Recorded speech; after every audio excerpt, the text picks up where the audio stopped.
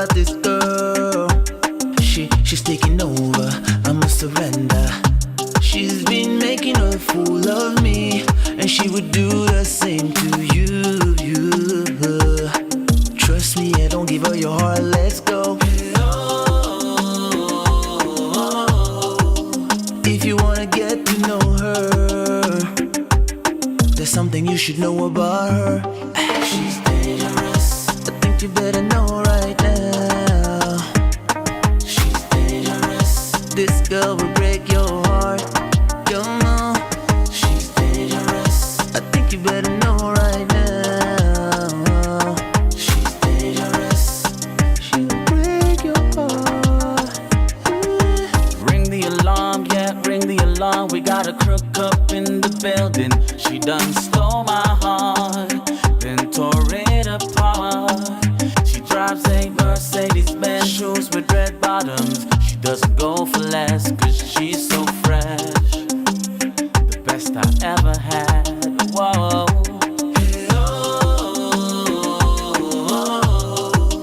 If you wanna get to know her, there's something you should know about her. She's dangerous, got a vicious look, and ooh, the way she walks. She's dangerous, she'll blow your mind, yeah.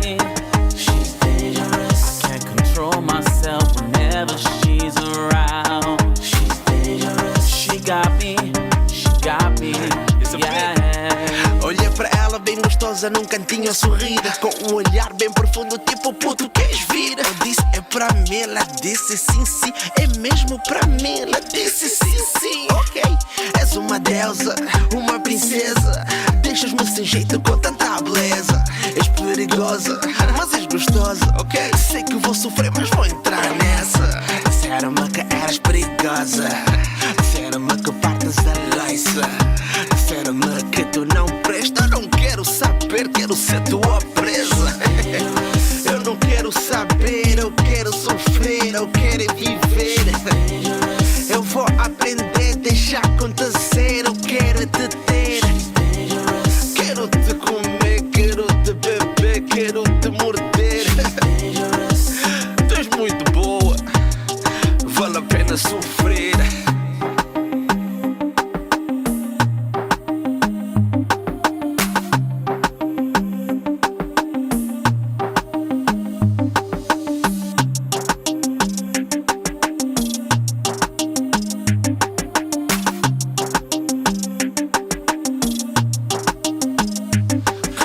Straight out of a magazine, she's a beauty queen, but she's so wrong. Dangerous, dangerous, whoa. Straight out of a magazine, she's a beauty queen, but she's so wrong. Dangerous, dangerous, whoa.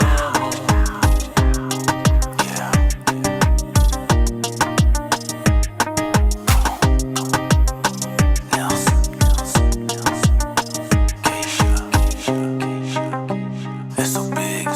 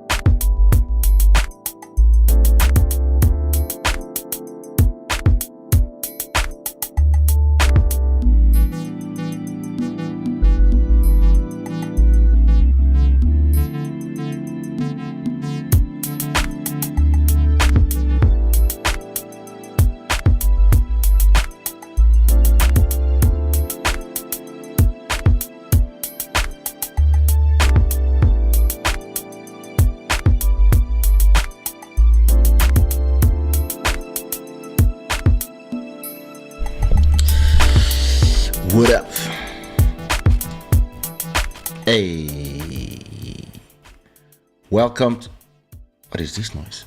Oh, yeah.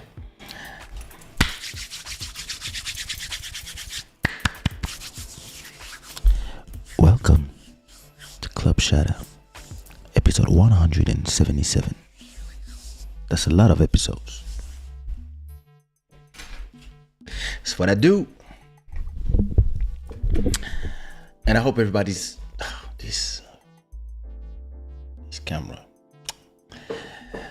I hope everybody's doing great. I hope everybody is having a great beginning of the week. I'm doing great myself. Fully recovered from all the, you know,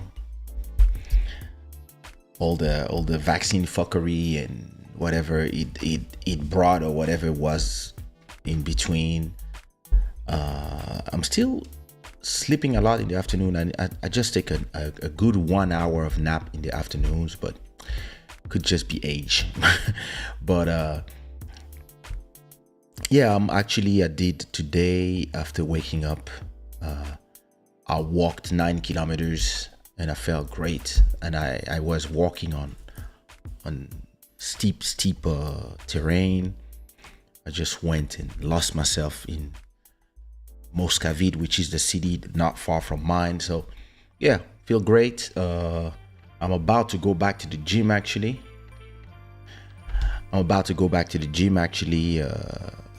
Probably in a day or two. And yeah, you know, take care of health. It's important. That's all you have.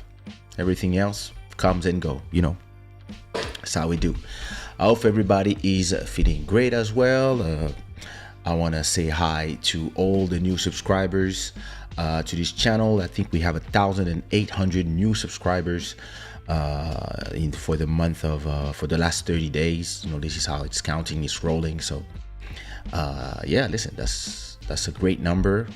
I'm glad to have all these new people, and our Club Shada is just getting bigger and bigger, and that's amazing. It's slowly becoming the business I'm envisioning for the future.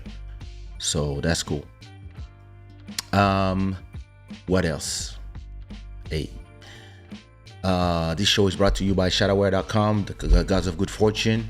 I want to say thank you to it's February already, so we have no stream royalty for now. Look at this. The stream royalty seat is empty. So anybody who gives anybody who puts how you call this, anybody who puts a super chat becomes a stream royalty, and you have your name here. Other than that, all the sponsors are here. Thank you so much. Nadia, I hope you're doing great. I'm on Nadia. Hey, a milliardaire, what up? I hope you're doing great. Habillement des Stars, I hope you're doing great. Joujuzan, I hope you're doing great. Michelle, I hope you're doing great. What's good, Malcolm Beats? I hope you're doing great. Mountain of Inspiration, how you doing? I hope you're doing great. Miss Trish, I hope you're doing good. Malcolm Beats saying there's some delay in my stream. What you mean some delay in my stream? Is it a delay between the sound and me talking, or is it, wait, is there a delay here, or is just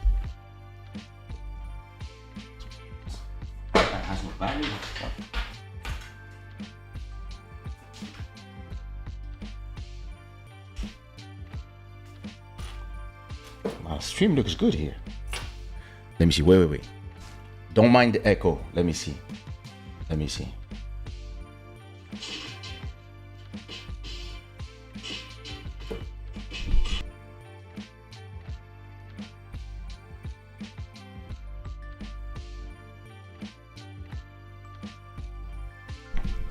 Yeah. Hey, I don't know. So let me know what you meant. Malcolm. Because maybe there's a delay between me and the image and the sound. Is possible. I don't know. You know those things. What up, son? So when you go into Miami, exactly, you need to tell me. We are growing, I'm telling you. Slowly but surely, we'll attain the size of... I was about to say something stupid.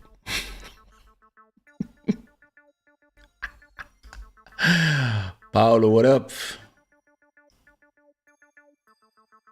It's good on these ends. What's good, Michael? The voice can become the movement of your mouth. Whip, pa, pa. Testing 1, 2. Wait. Yeah, I think the sound is slightly in front of the video, but it's something that I have to take care as I'm doing the testing.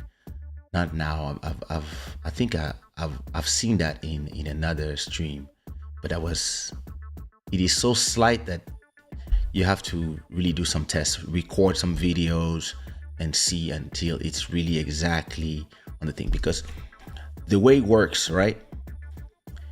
You have your camera that is plugged to a cable. This cable goes to the computer. And you have your microphone that is plugged to another cable. And this cable goes to another USB side of the computer. So the camera is connected to the sound thing, and the microphone has its own connection. So both of them are not coming at the same time to the program. So you have to make sure that you synchronize. And sometimes if the microphone, which is video, is bigger, takes a lot of time to come, sound is smaller. So sometimes if the sound comes before the video, you have to introduce some delay in the microphone so that the microphone waits for the video. But then if you put too much, now your voice comes after the video. If you put not enough, the video comes before your voice. You see what I mean? So sometimes it's because it's milliseconds. Yeah, it might be not exactly the same. And sometimes and the worst part is what I'm hearing here, me in my head, is the real-time sound of the microphone. So I cannot see exactly on the image if I'm on the right thing. I have to record, test, do it again until I find the perfect setting. Because I have real-time sound.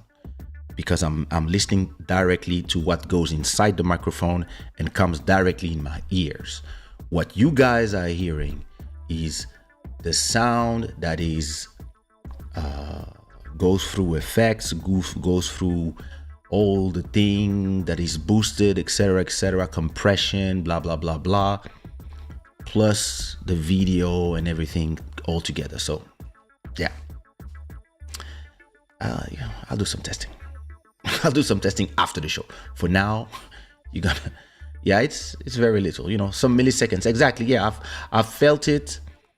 I've been feeling it for 3 episodes, actually, and I just need to change the setting, but I don't want to put it wrong. So I have to, record. I have to record and test, do a lot of, and for every setting, I have to name it. So I can have the exact right milli-setting, because I have a setting here that is called, so I cannot change it while I'm but in the preferences, I have a thing called mic delay, and it's at 6. Oh, can I change it? Oh, I can change it as let me see. Let me put it if the voice is in front of my thing, let me put the mic delay to 7 and see if it changes something.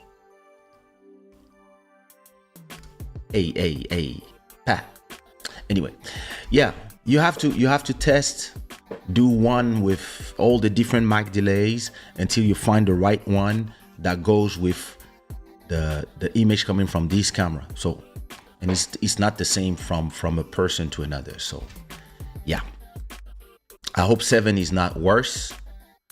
I hope not. But yeah, I should leave it where it is for now, and I'll do my test after. because it's not a good idea to change it as I'm doing it. Let me see. Where is it? Preferences.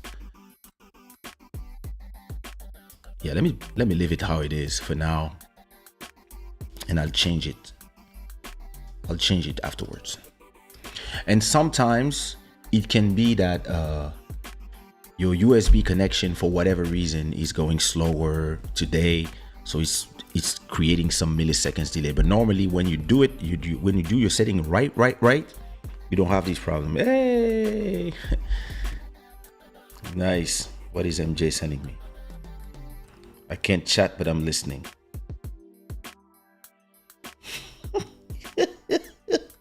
MJ, your face of the MJ, on that photo you sent me, you look like, like the player who lost their way. Like you went from player to father of two. You make me think of my cousin. Listen, my cousin he had 2 kids, but they were old enough, right? Then he met that girl. They had a kid. So now she had a kid already. So now they were 3.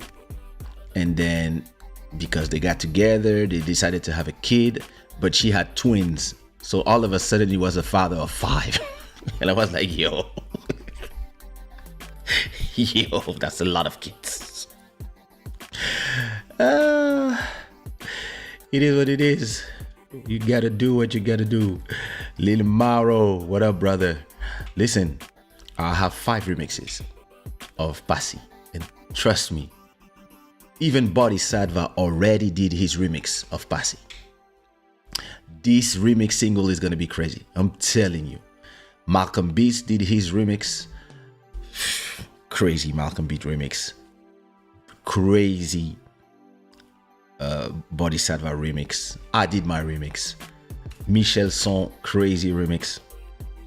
And I have a few guys that I sent them message. I was like, yo, you doing this remix?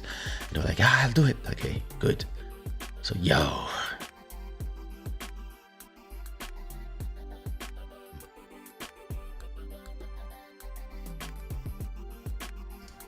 Yeah, it is what it is. We're rolling. Yeah, so as I was telling you guys, I was not saying nothing. We're talking about milliseconds. So, listen, how was your beginning of the week? How was your week? What did you do? What time it is? It's been a long time I didn't ask this. What time it is? Where are you watching from? And what time it is? Put me the flag and the time that you have in the chat. Jassy, what up, sister? I saw that you sent me a message. I saw that you sent me a message, a voice message. I didn't hear it yet, but I'm gonna hear it. Don't worry.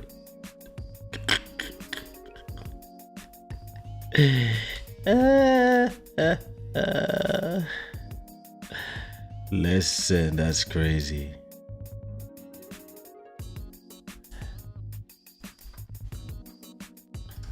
USA 802. 802 in Brooklyn. Solange Cruz, what up? Welcome back. Let me put my time myself. It is, and I have the Portugal flight. I don't listen. This. Show me the emojis. Show me the emoji of Portugal. Oh my God. Go. And here it is. 1:03 a.m. There you go.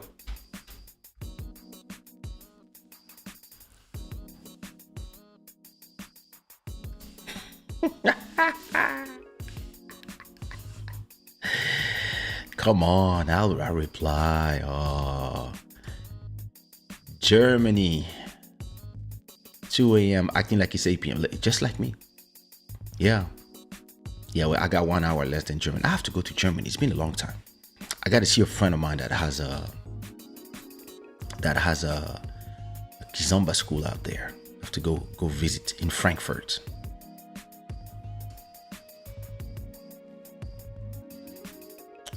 Cape Town.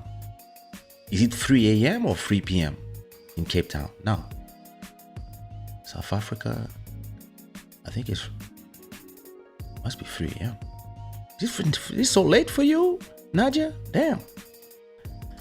1 a.m. in the UK, 2 a.m. in France, 1 a.m. in Portugal for Michael.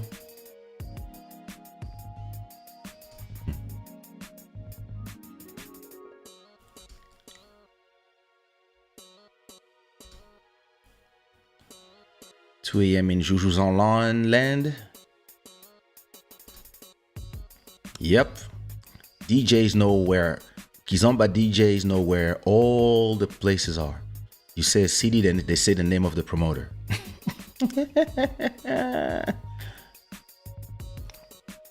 There's a lot of them. Have you ever been to João Rocha School in Frankfurt? Gypsy? You should go there. You should try. Rosa Fly, what up? You're not sleeping at 2 a.m.? Damn, it's 3 a.m. for you, Nadia? That's why you fall asleep middle episodes. I feel you. It's okay.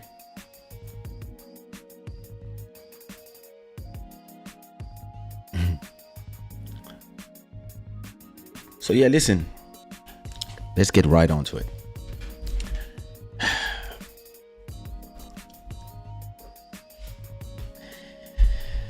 I don't even remember what I wanted to talk about today. I got 3 subjects today. And no, and no. And you know what? I didn't write nothing. I didn't write what I wanted to talk about. I mean, yes and no. I remember 2 of the things I wanted to talk about, but not the 3rd one. But it is what it is. I'll just get with my own flow and see where the conversation takes me. Now, first of all, yo, people are crazy. Look, 2 episodes ago, I play my own music, of course. Cryptocurrency kept trying to stress me while I'm live. So, 2 episodes ago, I play a track, one of these tracks that you hear in the back from Angel City, which is my hip hop instrumental house music name. And at the end of the show, I receive a claim from YouTube telling me that I receive a claim from City Baby because I use a track that doesn't belong to me on my YouTube. I'm like, what the fuck? I'm like, wait a minute, what? No, I only use my own music in my own show. But not etiquette. So I'm like, yo, what the hell is this? So I checked the name of the song that he's claiming. So I'm like, oh, maybe it's a track I uploaded on YouTube, CD Baby, long time ago, and they are just claiming on me. But hey, it's fine. I'm just going to send a message to CD Baby to tell them to unclaim the money, and by the time the money that is being generated that goes to CD Baby will go to me anyway. So but then I realized that the artist that is claiming the song, my video on YouTube, is not Angel City. And I'm like, yo, what's going on here? So I go on Spotify and I search the name of the song. And I realize that this motherfucker has a whole album full of my instrumental and he's rapping and singing on it. And I'm like, what the hell is going on here? what's wrong with these people in America? So I start checking. I listen to every track of the album, and I realized that he has 3 albums. And in the 3 albums, he's been using half of my instrumental in every album. He just adds some vocals, and I'm like, yo, yo,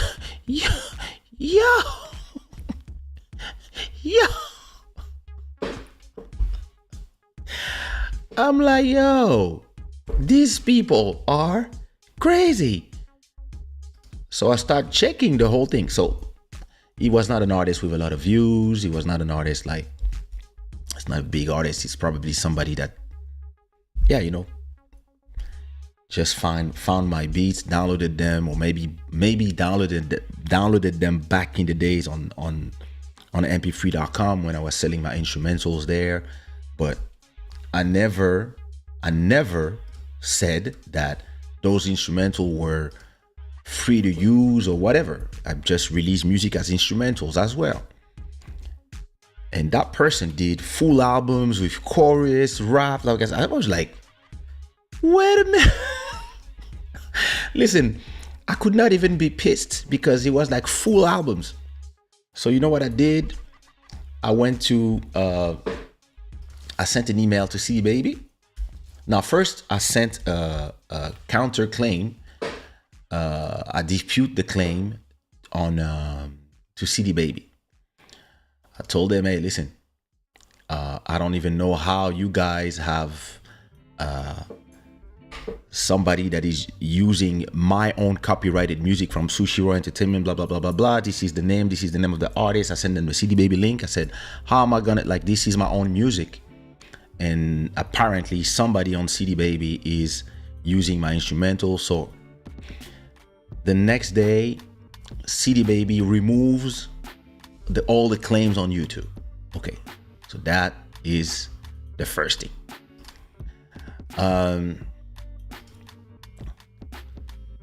Listen, for real. Now, next thing you know, where's Gela's coming? People. So the next thing you know,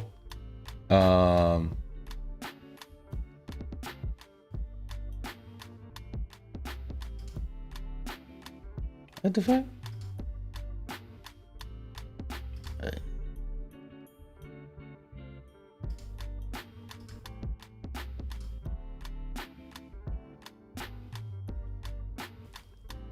Wait a minute.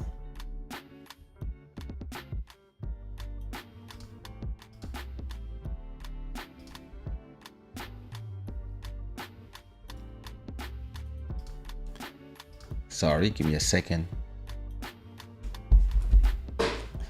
Give me a second.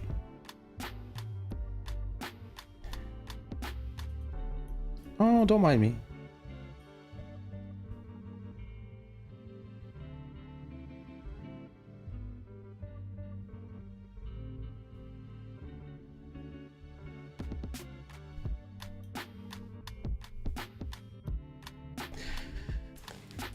Lil Maro, check my messages. So yeah, listen.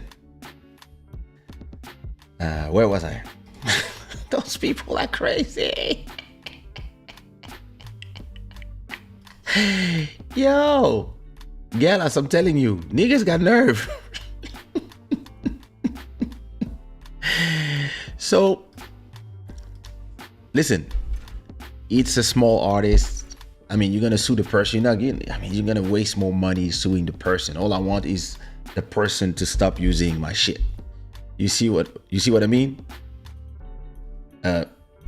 So now I went to check all the songs. So he doesn't have one album. He has 3 albums with my beats all over. So one album, I think he used 2 beats, the other one 5, the other one 6. And so now CD Baby is, you know, CD Baby is showing me how you call this? Yeah, CD Baby is doing an automatic an automatic, how you call this? CD Baby does don't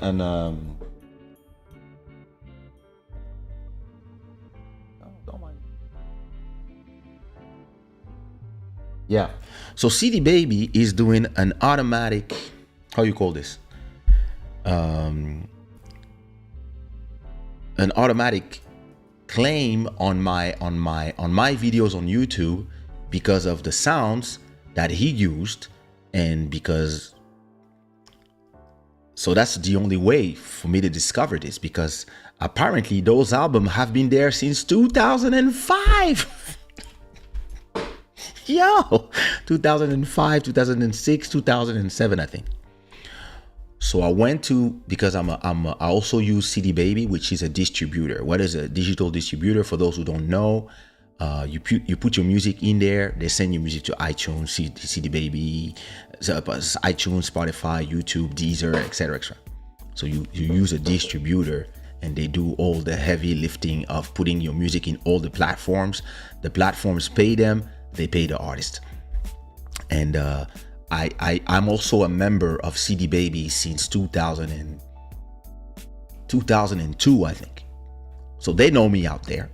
I have like all the Sumia's album in there, Eligio's album, Mika Mendes album. I have my first 5 albums in there. So they pay me every week.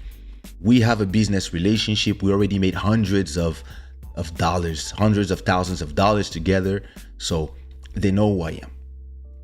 So when I send them a message, it's not like it's me. So I send them a message. I say, yo guys, hey, somebody is using my beats and it's not normal. So you better do something. So I send a message to so I put, okay, I'm sorry. So I put I sent him a message. So what was my message? I went there and I did a DMCA. So DMCA is when you ask people to take down the albums, or at least the songs that have my music in it. So I sent them a message. I told them, hey, a few of the songs in this album utilize without authorization our copyrighted masters from the artist Angel City 2. I put the link to the artist so they can check.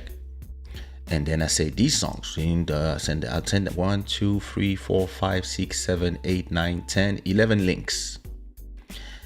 And I received a message on the 31st of January that says, hello, CD Baby has received your formal takedown notice under the Digital Millennium Copyright Act, this DMCA, and the account holder has been notified of the dispute regarding the artist. I'm not going to say his name. First album, track 2, 9, 14. Second album, track 1, 2, 4, 5, 7, 8, and 9. And last album, track 2. A short deadline has been set for the account holder to reasonably address your concerns and or file a formal counter notice under DMCA. Prior to the deadline, so if the guy says, no, I didn't steal the music, I have authorization. If he lies about something, now we're going to court.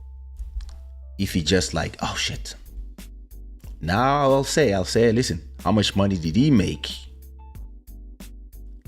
Depending on how much money he made, I might be like, yo, I want some of that money because you've been using my track and using my copyrighted content without permission. But listen, I checked the stream.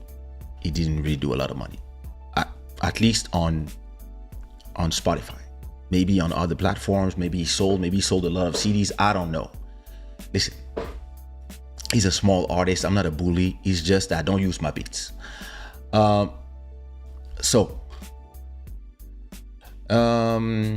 Prior to the deadline, CD Baby will not make any new deliveries to additional partners and are prepared to take permanent action at the deadline. If the account holder does not resolve the matter with you or file a counter notice by February 7th, So that's in 5 days. 4 days. Removal notice will be sent to all partners who have received the content, etc., etc. And they sent me a second email. Please advise that CD Baby has removed these tracks from YouTube monetization. Please inform us if you continue to see any tracks claimed. Can you confirm that you are asking these tracks to be removed from all platforms or from the YouTube channel content ID system? Please note that the client has until February 7 to submit a counter notification. So I didn't reply yet because I'm busy doing my live, but I can tell you that, yeah, I'm gonna send them. Yeah, listen, I don't want this to go to lawyer stuff, but I'm gonna tell them, listen, just remove all that shit. Just make sure that all my content is not, claimed, and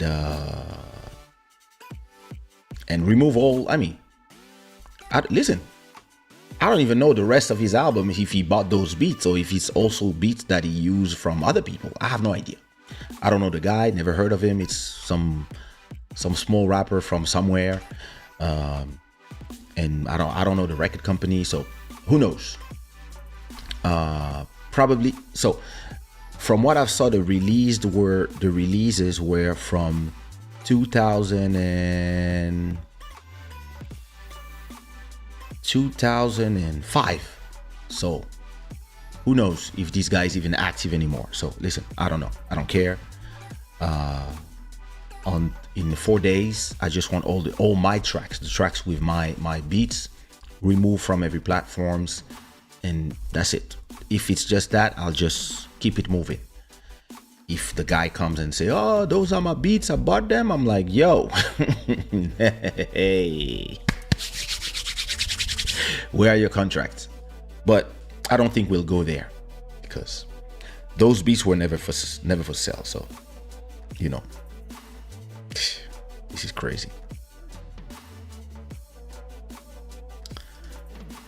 If it was Drake, I would be like, "Yo,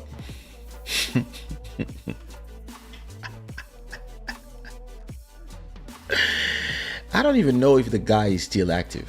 Let me check his Spotify to see if this guy still exists.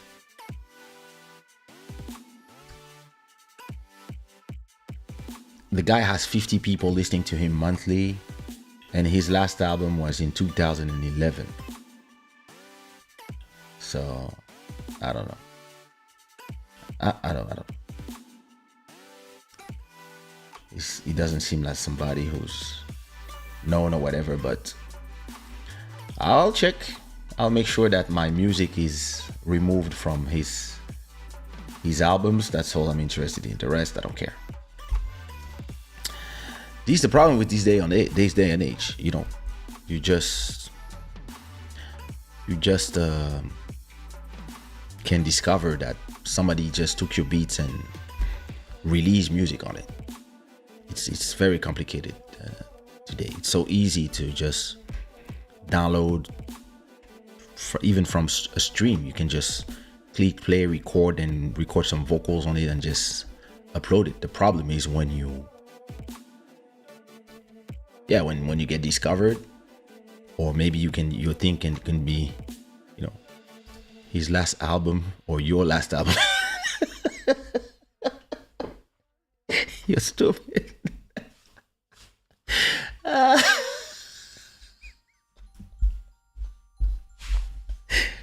You stupid son. Listen, that shit was crazy. That was funny.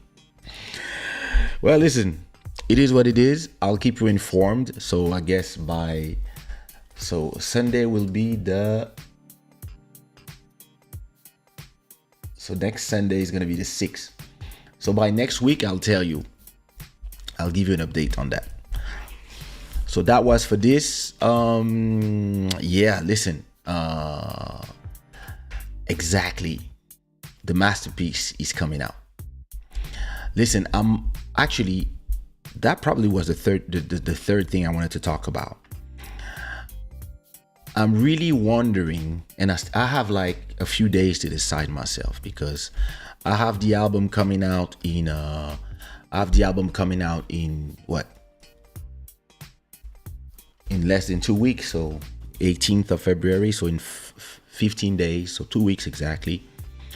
It's gonna come out Friday on the 18th, and I'm thinking of doing a release party, but interestingly, I'm not really interested in doing a release party in the real world. I'd actually rather do it here in the metaverse. And so I have a few choices in my hand right now.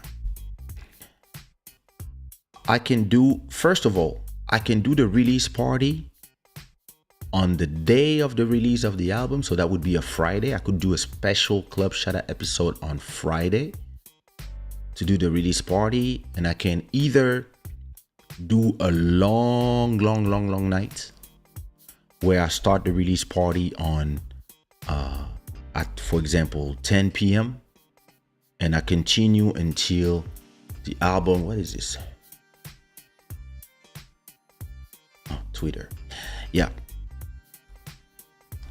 So I can do the release party on the Friday, so 2 days before the album comes out, and so exclusively for Club Shada members, you can hear the album before it comes out, 2 days before it comes out. So we do a normal Club Shada episode, so that would be Wednesday the 16th, I guess, and I would do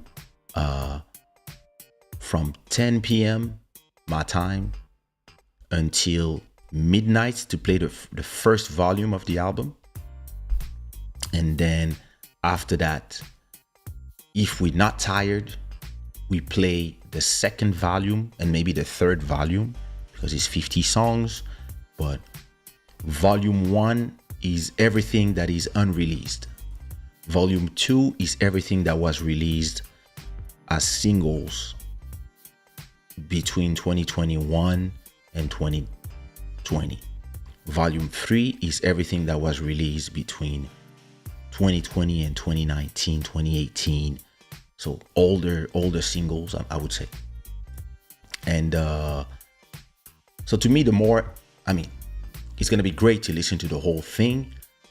I don't know if I'm doing everything in one day or if I do 3 episodes of Club Shada one by one. So I could do Wednesday volume 1, Thursday volume 2, and Friday volume 3, and then the album comes out Friday. That's one idea. Another idea I'm thinking of. Listen, I can't wait either. Another idea I'm thinking is doing a real life party here in Lisbon. Not a party, but just a gathering of people. You know, what's good, Eagle? You can get this at shadaware.com. And you want me to write down? You want me to write? Did you hear it well? Shadaware.com. There you go. Oh, it's here. There you go. So, as I was saying, another idea I have that could be interesting too is doing a real party. Not a party, just a little cocktail, because I don't want to do a party. Just a cocktail in maybe a hotel lounge, a bar, maybe on the beach. No, it's too cold, but something. And at the same time, I do Club Shada live from that place. The only problem with that, maybe a radio station, maybe a TV station, a stage, I do a special thing and we film it and I play the songs and then I do my show live from there. But I have some guests, so I can have Bodhisattva come in, Nelson Freitas, Malcolm Beats, maybe Lil Mauro can travel for one day, come here, and I do a little, celebration, champagne, etc. My kid, my wife, like some friends, maybe 20 people. So maybe I could find a place to do that. The only problem here is I still want to be able to do my show and sit with my cameras and my computers and my screens and still deliver the show and listen to the music with you guys. But at the same time, I would have other people there chilling with us, living their life well and talking in the back while we are presenting the album. So that could be another idea. Could be a nightclub, or could be just something more like I really want something more cozier, like not a lot of people. It could also be just a studio, rent a studio room for the day, and I have like a few people passing by. Because it's album number 10. It's a milestone in the career of an artist. It's marking 24 years since the first album in 1998. So I'm really thinking about it. All I know is I don't want to do a listening party for people and then doing another listening party for Club Shada. I really want to, if I do something outside, it also has to be a Club Shada episode. So I'm trying to see if maybe there are places where people record podcasts and that have a big enough place where I can maybe have 2 cameras, where I can have my guest and I'm there. Maybe I can do a show with people, because I wouldn't invite people in my house. So I'm thinking about it. And again, if I'm doing everything in one night, it's going to be long. If I do everything in 3 nights, yeah, it might be great to have 3 episodes, like one after the other. One thing that is also another idea for me would be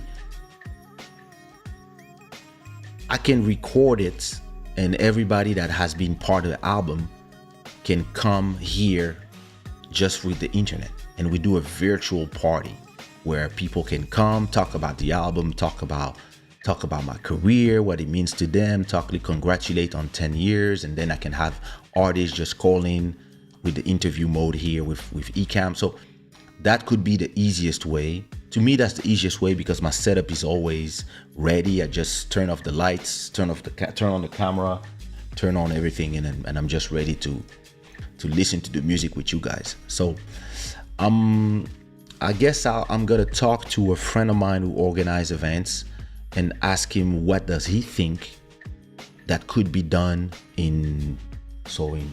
that could be organized by the next 2 weeks, and see if there's a nice place where we could do it. Yeah. You don't mind having everything in one day? Yo, 50 tracks? Listen, let's say every track is 4 minutes. 4 minutes by 50, that's 200 minutes. It's not that much. 200 minutes, how much is it in hours? That's 3 hours plus talking. Yeah. We could listen to music for 4 hours. I don't mind. We'll see. It really depends. I will just take a long night of sleep and then you're welcome. And then do it this way. Yeah, I don't know. I really have to decide myself on what we want to do and how.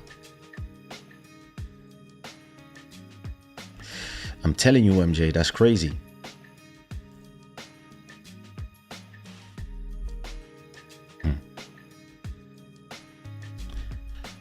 So honestly, I love both ideas, but it's still a level of organization for the second idea. So if I do the second idea, I would not take care of it at all. I would just pay somebody to do it. I would just, like something small, maybe a nice small bar, do a exchange with them. I put their logo in here in exchange of using their place, and we have people there. We have a DJ maybe, or and we just play the song one by one, you know, and the sound system is connected to this, and whenever I play the songs, I just put the volume up for everybody to listen, and I just turn off my mic so that I don't have an echo, and that could be an idea. So yeah, I really have to think about that. I know who I'm going to talk to. Virtual party is easier because I can do this from here, and you know, Jassy can call and talk about the track she wrote. Julie can call and talk about the track she wrote. Nadia can call. All you guys can call and talk about, you know, congratulate me on the career, on 10 albums, you know, and people can call from all around the world, even the people who are in different countries and participated in the album. Maybe we can call them just to talk about the songs that we did together, and you know, like that could be, it's easier to do, and at the same time you can do a mix of both, because people can still call in the virtual party and still have a few friends here.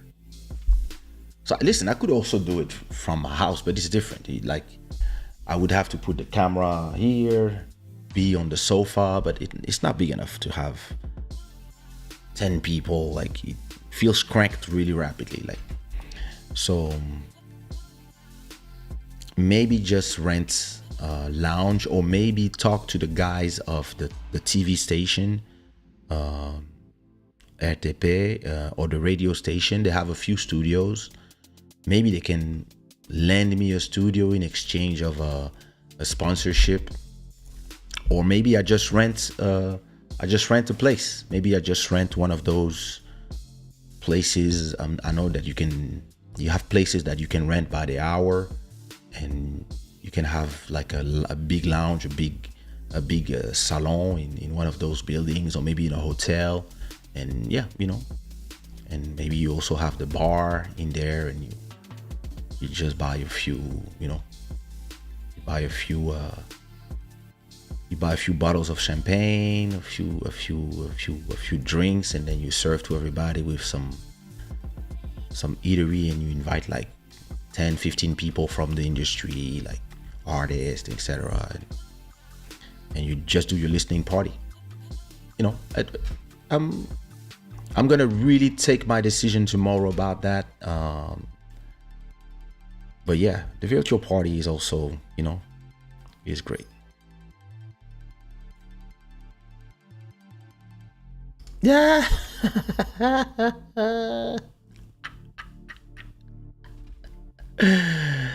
Ooh, damn it. That guy, listen, crazy. Yeah, I'm gonna call him to come and rap his shit. But yeah, listen, that was my idea about the release party. I still have to decide myself. Am I doing it on the day of the release, so that would be Friday, or am I doing it on a Club Shada day, so that would be Wednesday, and we listen to the whole album 2 days before it comes out? I don't mind listening to it 2 days before it comes out.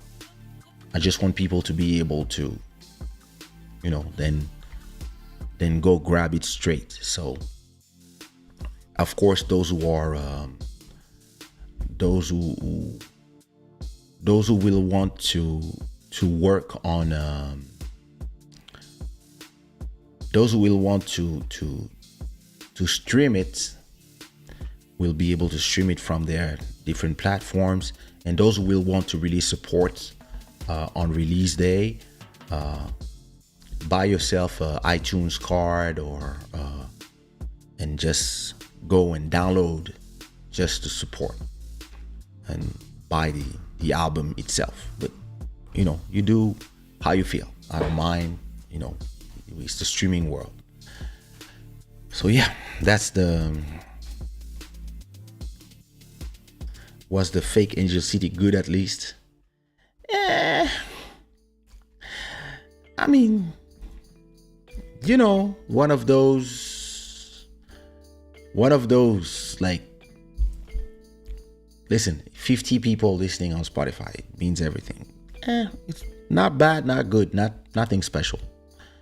But I mean, some tracks I was like, listen, he has chorus, everything, like, you just didn't buy the tracks. So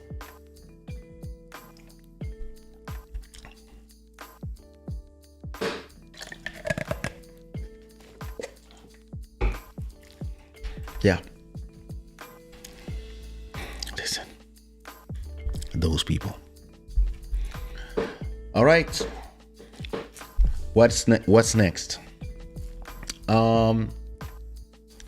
There was a attempted coup in Guinea-Bissau. So, listen, you have to understand one thing. As much as I run away from politics and I'm trying to, just be my own person and not be part of politics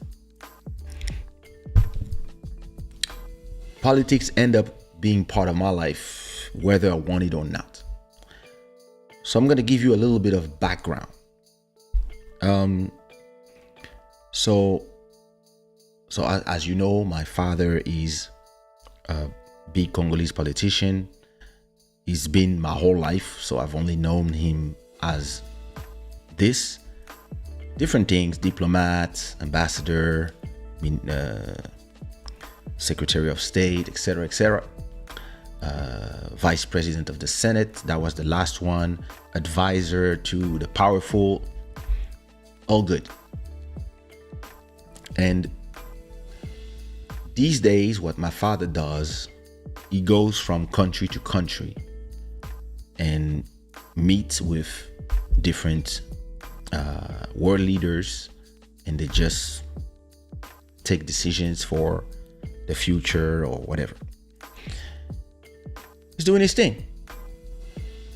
And so a few months ago, Guinea-Bissau elected their latest president, right? Okay. So after a certain point, I actually met one of the candidates who was trying to tell me to talk to my dad and talk to other people and I was like, I'm into the music thing and business. But I've known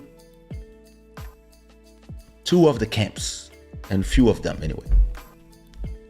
When the new president was elected, no problem. After a few months, my dad calls me and he tells me, hey,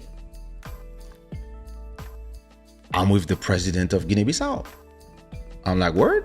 He's like, yeah, I'm with Mr. Umbalo. And he passes me on the phone. And so he speaks French. So he's like, fils, how are you, brother? That's amazing. And we're part of the family. I'm with your father here.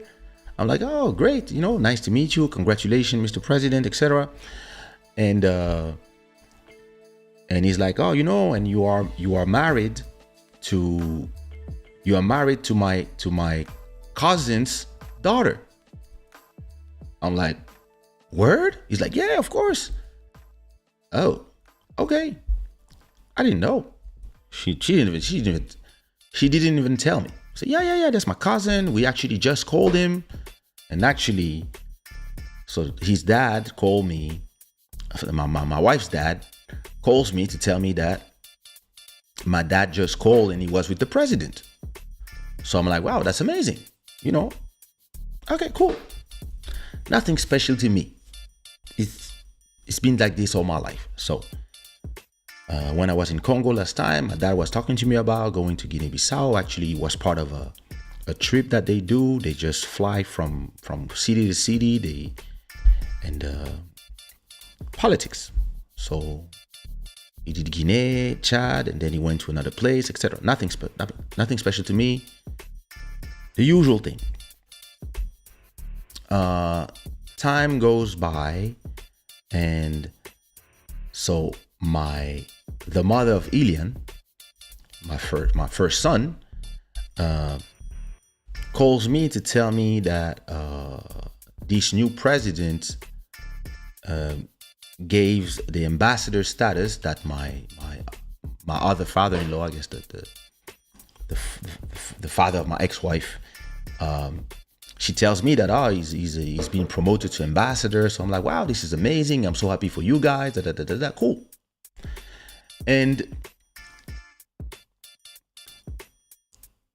2 weeks after, so like last week, my wife is super happy. I'm like, yo, what's going on? My father has been promoted as Secretary of State of Education. He's going to be the Minister of Education for Guinea-Bissau. So my father is now, I'm like, wow, that's crazy. That's amazing. Wow. Okay. So as I'm telling you, no matter what I do, politics is around me. My sister's a politician. My brother-in-law is a politician. My little brother just went into politics now for Congo. My father-in-law is now in the Guinea-Bissau government, and apparently his cousin is the president. So in a way, it's like an uncle-in-law. And then my ex-father-in-law is also an ambassador. It is what it is. This is my life. Where the story becomes funny, I mean funny. It's not that funny, but when the coup d'etat begins, so the president of Guinea-Bissau tweeted a photo 4 days ago now, and it's a photo of his new government. And so let me see if I can see the tweet.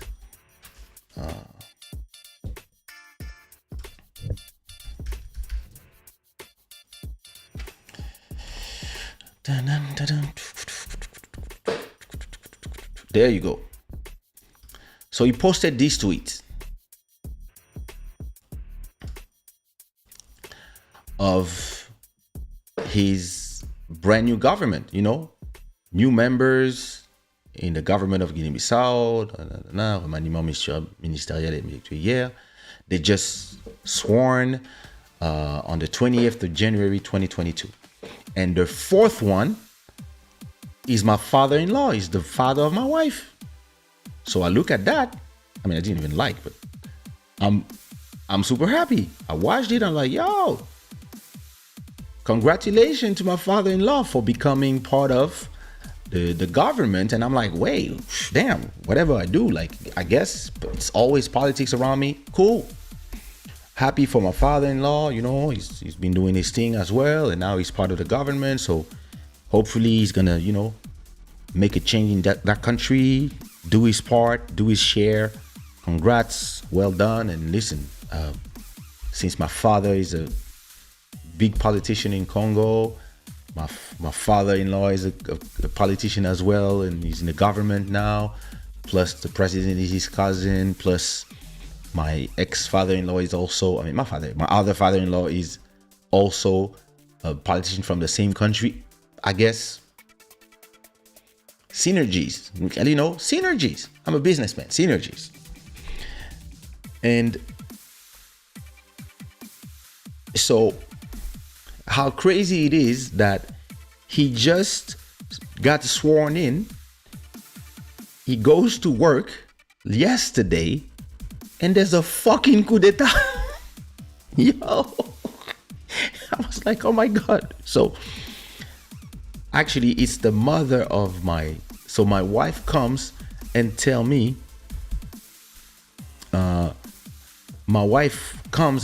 hey, can you call your ex? Because they know each other, they like each other. Like, can you call her to know what's going on in Guinea? So my ex is very introduced. The mother of my son, very introduced in politics in Guinea. She's also, she's a powerful woman. So she knows a lot of things before they happen, or as they happen. She has the information. So my wife is telling me there's a problem in Guinea. So it's probably 12 p.m. My wife is telling me there's a problem in Guinea. Can you call V so we can have some, so we can know what's going on. So I call her, I say, hey, have you heard anything about Guinea? And she's telling me it's bad. It's bad. Tell your wife to tell her dad that he has to get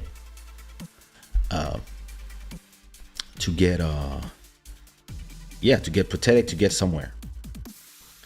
The problem is that at the moment we don't know that my father-in-law is actually is inside of the palace that is being attacked.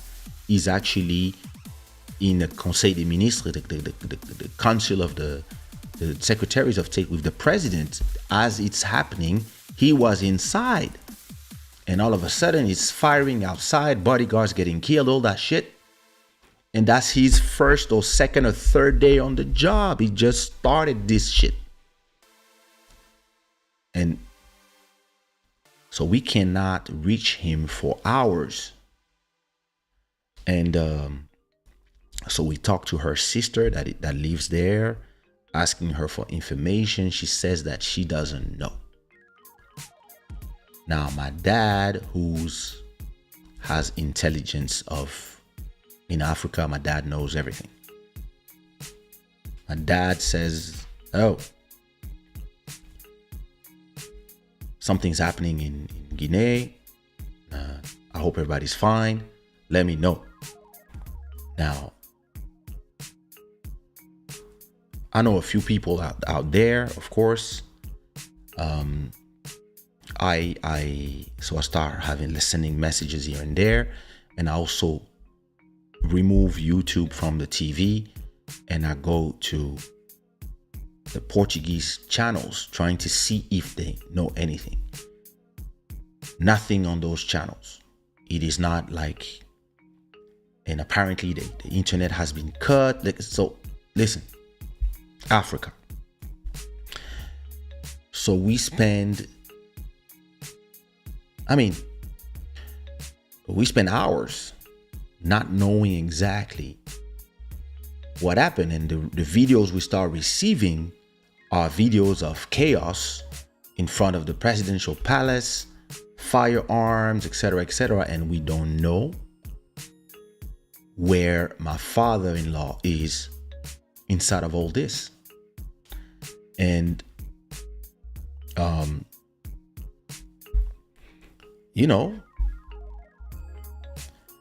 don't want to make jokes at that moment because my wife is terrified. But I'm like, yo, first day on the job already? That's fucked up. And yeah, we're waiting. And I'm like, and there's been a lot of turmoil in West Africa. Burkina Faso, Mali, now Guinea-Bissau, Niger, we heard something. I called Niger. I called my best friend who's in Niger right now. She's like, nah, there's nothing there. And my mother-in-law actually works in the UN in Niger. So if there was something, we would know as well. I'm telling you, politics all around me. Now, I'm telling you, parfois c'est chaud. So now, we receive a message from her sister. So my sister-in-law. And she says, our father is safe. I had him on the phone, but he cannot say where he is right now. But he's safe. But it's no use calling him. Just wait for him to say something because everything is still happening right now. Craziness. So, I just told my wife, listen, try to not stress. Try to, listen, I know exactly how you feel, but listen, there's nothing you can do for now. So try to talk with people and try to not stress. And I went to the bedroom to not, to leave them alone and also find my information by myself and, talk to the people inside that I know in different countries. And I'm starting to receive messages from the rest of my family because, listen, a lot of my family members and friends are in politics and business or are children of politicians. So my cousin sends me a message, what's going on? My brother-in-law, he's married to my sister, who is a politician, telling me, hey, apparently something is going on. They know I'm attached to Guinea-Bissau from the 2 women that I had children with. So they're like giving me information, sending me videos. Everybody's sending me stuff. He's starting to be known all around. I'm watching stuff. Okay. And we don't know if the government is about to be overthrown by the militia or not. And listen, I just went to my bedroom, watched some YouTube video, tried to, not think too much about it. I called Buddy. We talked about it. We talked about Africa, about all these things, etc. And after... Did I go out? I think I went out. I was downstairs I went to take a walk a little bit. And when I came back, my wife was happy because she was on the phone with her dad finally. So she was on the phone with her dad. The dad explained what went on. He heard the fire. He immediately jumped out of the minister thing. He was ready. And apparently he was with a few civilians coming out already before it started becoming, while the people were trying to get in. He actually had the possibility to leave because he knew one of the persons somewhere, and he just went to find a place to hide himself long before it became problematic. And actually it took 5 hours for the president and the presidential forces to regain control of the situation from the people who decided to try to overthrow the government. So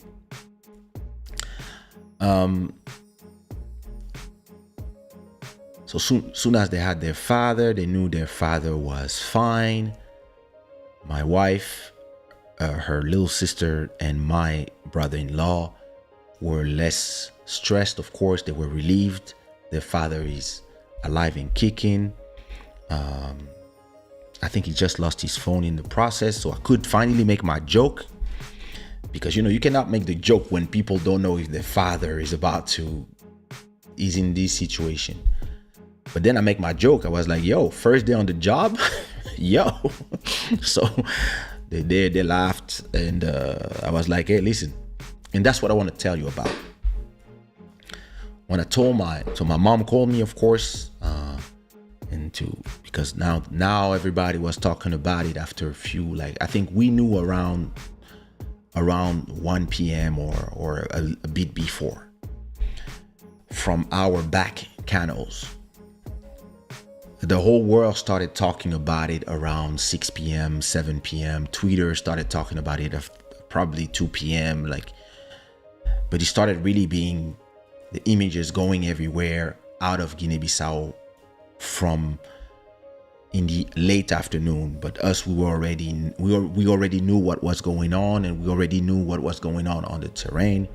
We didn't know yet if we knew the president was safe, but we didn't know yet if the situation was under control. Around, I think, 6 p.m.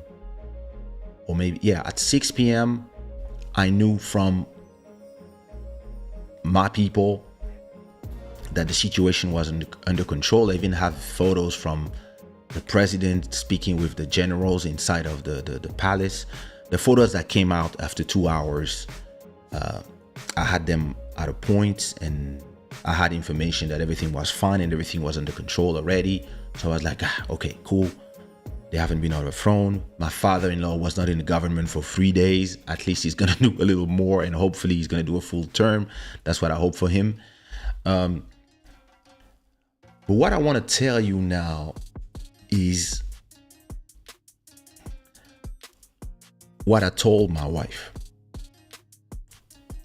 I told my wife, listen, when my wife learned that her father became part of this government, and he was now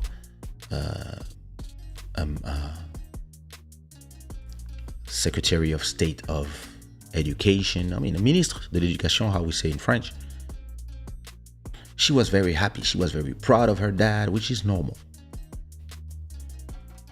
But on those days, that's when you regret.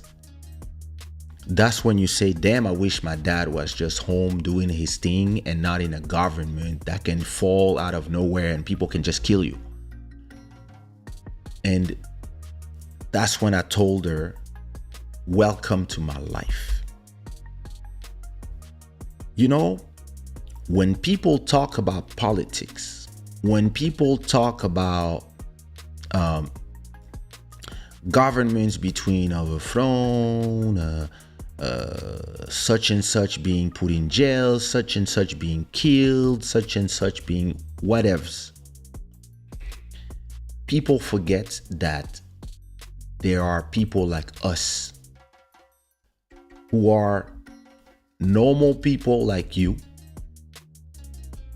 who didn't ask to be sons and daughters of somebody who decided to be in politics. And whether those people are good or bad or crooks or corrupted, it doesn't matter. Those people have children. And those people, they feel things. They read the tweets when people are celebrating that your dad is finally whatever people say. The kids of those people, us, we are scared for our parents. Because for us, it's mom and dad. It's not president something or president whatever or dictator shit or king of whatever. For us, it's our moms and dads. And when those situations happen, we are in a stress that the people who comment, the people who celebrate or defend or whatever will never understand. Because for them, it's just about commenting. It's just about, yeah, it's time for this motherfucker to leave, whatever. But for us, it's like, I don't want my daddy to die. And what I was explaining to my wife, I was telling her that ever since I was born, when my dad was on working for Mobutu, listen to me, I didn't know who was good, bad, whatever. All I know is it's my dad. So the first time I saw a gun in his car, the fact that I grew up with, whenever I was in a car with them, and even today, he has bodyguards and they're heavily armed. So I'm used to this today. But all my life, I was like, if there's guns, it means there's danger. Like, how many times I heard stories of, yeah, there was an attempt to kill the president, my dad, because he worked at the secret services, then before becoming something else. Like, so yeah, you know, he did this and whatever. So you hear those stories and you're like, yo, this is a dangerous job in Africa. It is dangerous all around the world, trust me. But in Africa, when you see those things, and especially when you went through what we went through, because listen, when the Mobutu government fell, and it was the civil war in Congo, you can look at you can look at history the way you want. You can look at history as we are the good, they are the bad, right? We are the side of good, they are the side of evil. That's the way the Americans, the French, the Occidental love to present the world, right? My question to you is, what if you start looking at this in the side of, we all have children and they all are scared that they're going to lose their parents to violence. So somebody told me, I was talking with my mom this morning, and I was like, yo, listen, Valeria, yesterday she was so stressed about her dad, and my mom was like, is he fine? Is everything fine? I was like, yeah, he's fine. The government they still have control, so he's gonna, you know, they're gonna go back to the job, whatever. And I was like, yo, like, and my mom told my wife, she told her, welcome to my life.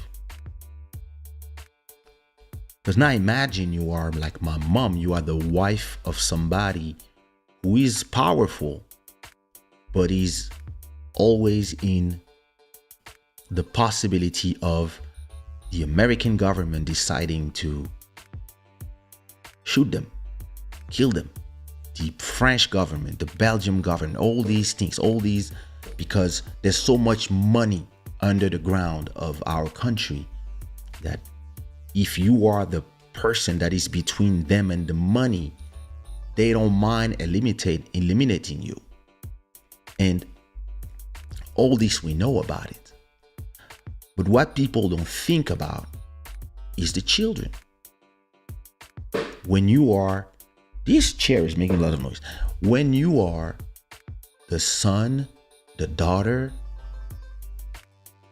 of, listen, yesterday some people attacked the presidential palace. A lot of those attackers today are dead. But they had girlfriends, wives, and children. What about them?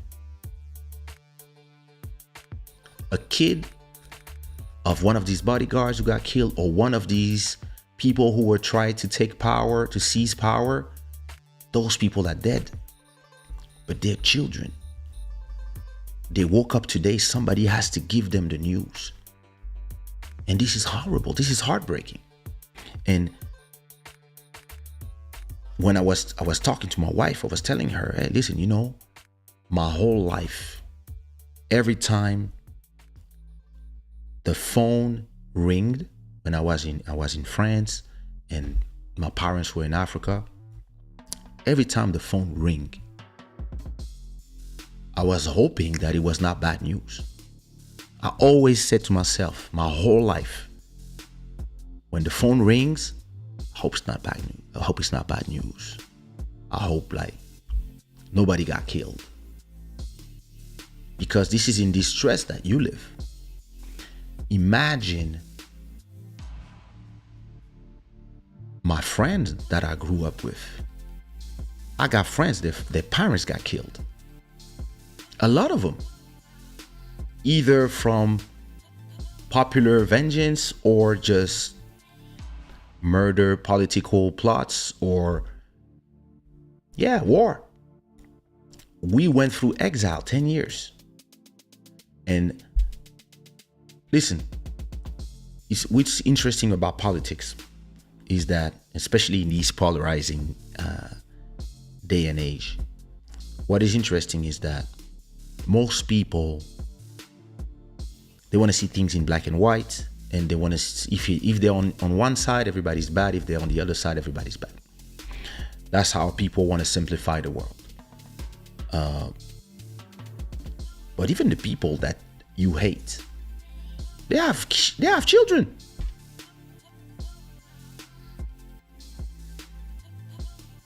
And some of those children, they're just innocent. They have nothing to do with that thing. And just like every children, they love their parents. Even if the parents are considered or depicted or are really horrible people, it's still their parents. And all these commenters, all these people who tweet, who come, who give their opinion, who you know, they will not tell you guys that. Thanks, Emmanuel. I just read your email. They will not tell. They do all these comments without ever thinking about the children of all these people and how it feels when. Listen, my good friend, like we grew up together. She's Mobutu's daughter. How would you feel if every time people talked about your father without ever knowing him,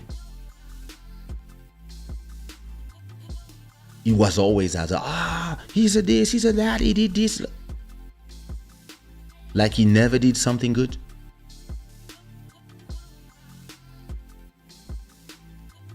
And listen, nobody's perfect. I'm not here to defend one person, what other person. Like, I don't know enough to come and defend. It's just that a lot of us now, we go read headlines. We read the headlines. We read articles that are completely opinions that are made to make you think something. And we don't try to think. Nobody wants to think. If somebody tells you that the vaccine is good, is amazing. If somebody tells you that I have doubts, is an anti-vax, and that's all they want you. That's how they want you to think, black or white. I'm sorry to tell you, life is 16 millions of colors. And in life, in 16 millions of colors, nobody's really good, nobody's really bad.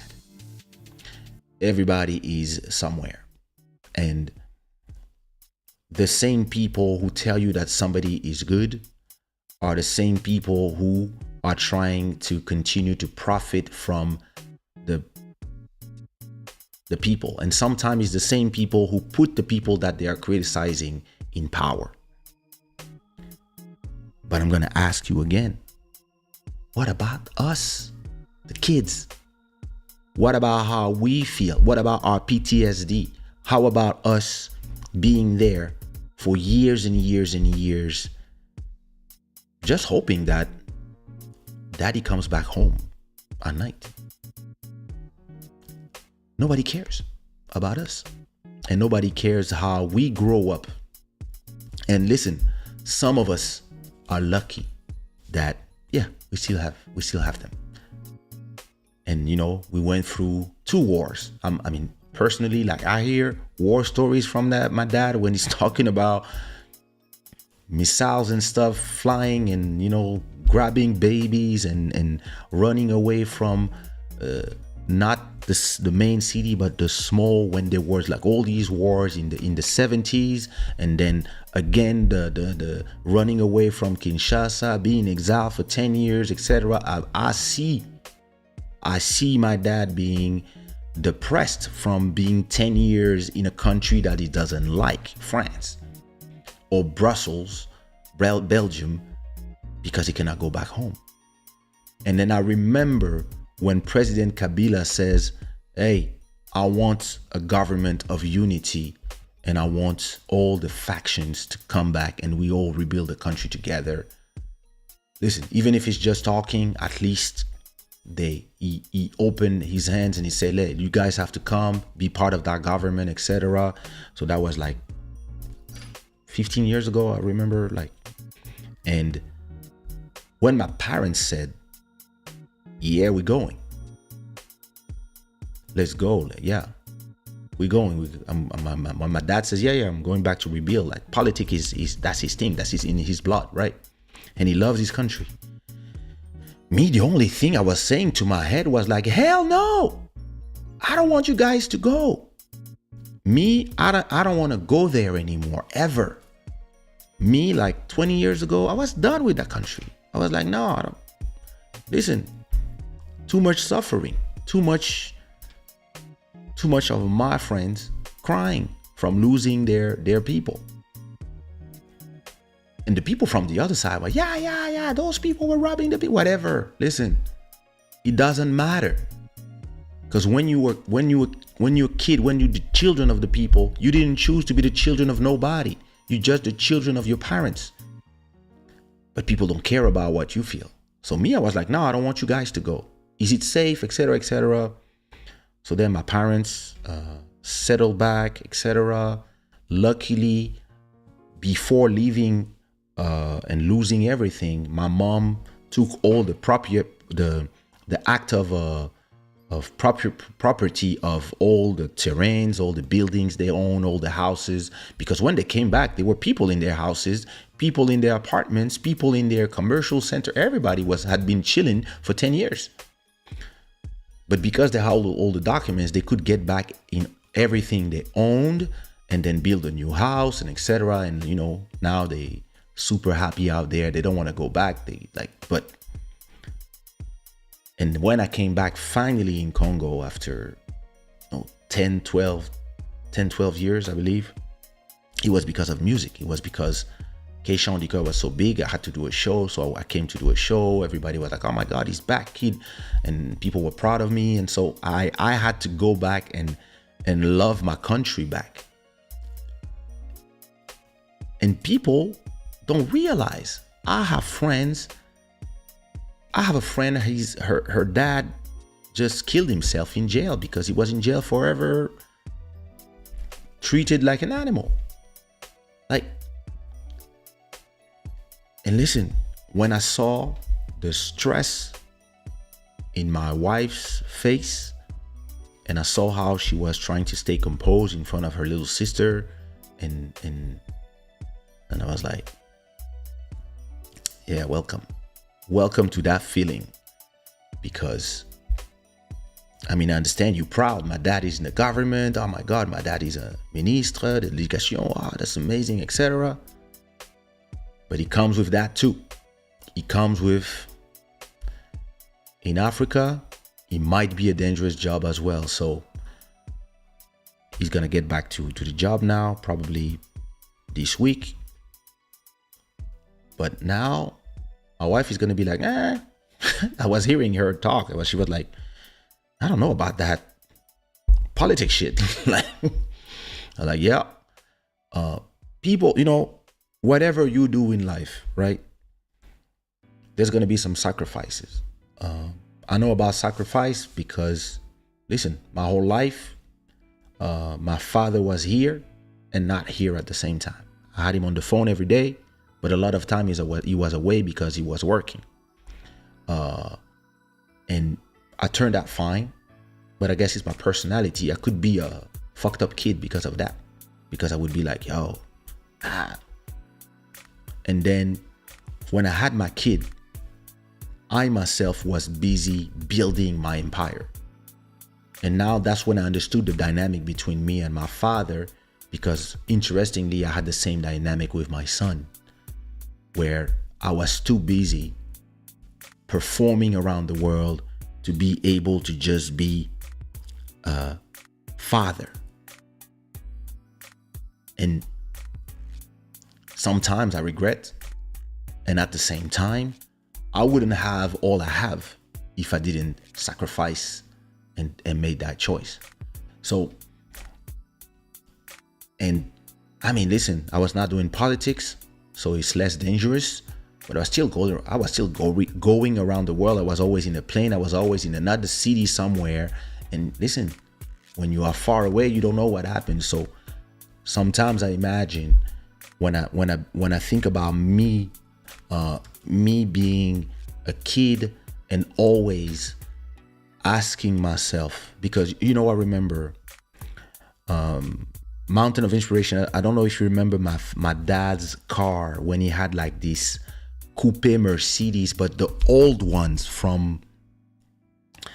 I'm talking about in the probably 82, 83. He had this coupe Mercedes décapotable, and so I remember one day my dad takes me on a drive, and it's just me and him in the car. I'm probably like 7 years old or 6 years old, I don't remember. And I opened the passenger, the pocket in front of the passenger. I forgot how you say this. Whatever, la poche, and I open it, and there was a 45 Magnum. That was a gun. I'll never forget this day. And my dad was like, "Yeah, don't touch this," and he closed the pocket in front of me. But I saw the gun already, and I cannot say that I was traumatized, but I was. In a way, it made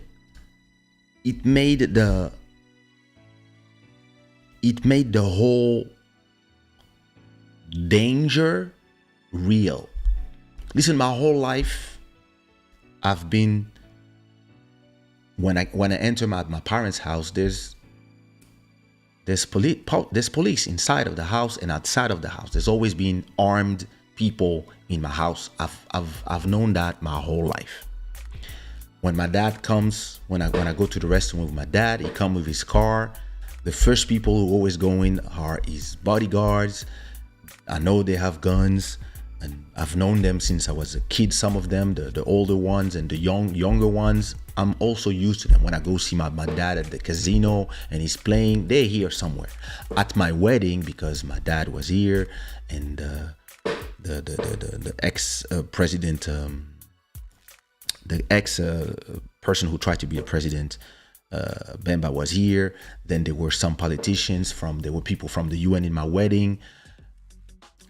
In my wedding, actually, a lot of armed bodyguards were there as well, but they were so discreet that only us who are used to it could see them. Even my wife didn't know. Like, there were some weapons in the wedding, there were some security, and even like I hired also people from Portugal, actually from Club Docs. Some people were downstairs making sure that everything was fine, but also there were some people, they were just here in a table, just ready to just shoot at people. I'm exaggerating, but to me, it's everyday life. So it's nothing special to me. But still, that day when I saw that gun, I was like, oh, it's a gun. Like, he has his gun in his car. Like, and my dad was at a point he was the director of the A&R. So it's like the CIA in Congo. Before becoming more into politics, he started with security. He trained at Mossad, etc., etc. But so when you see a gun in your dad's car, you don't say nothing.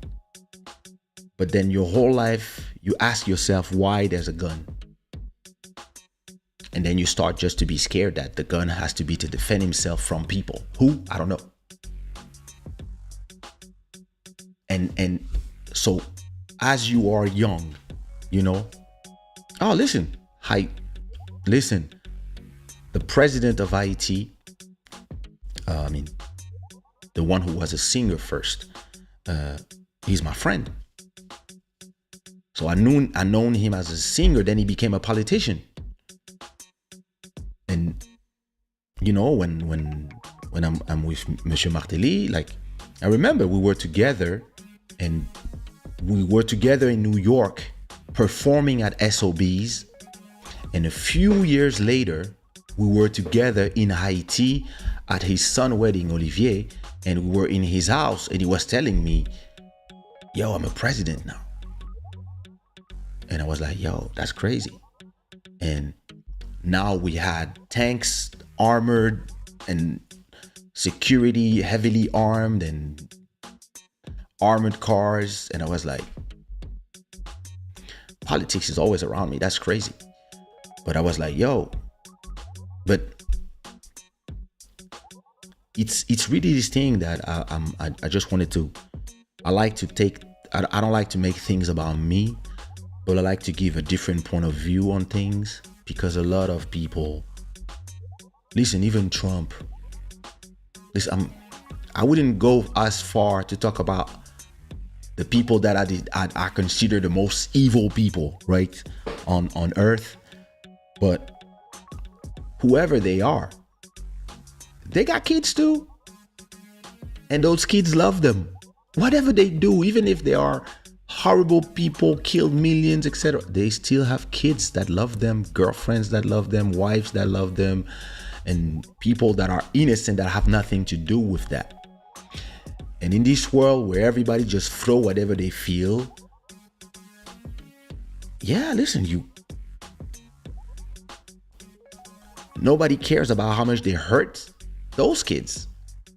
I completely remember, like, you know, sometimes I'm just here chilling. I remember when I started my career, and I'm here having success with Bounce Baby, Telephone, then On Dit Quoi, etc., etc. And I'm here, I'm being my own person. I made it by myself without the help of my parents. I'm here, and then some people arrive and say, yeah, but you're the son of. What does it have to do with my music? Yo, you don't deserve because you grew up in this neighborhood. And I'm like, oh, you have to be poor to be a singer? And your parents have to be nobodies? Like, what the fuck is wrong with people?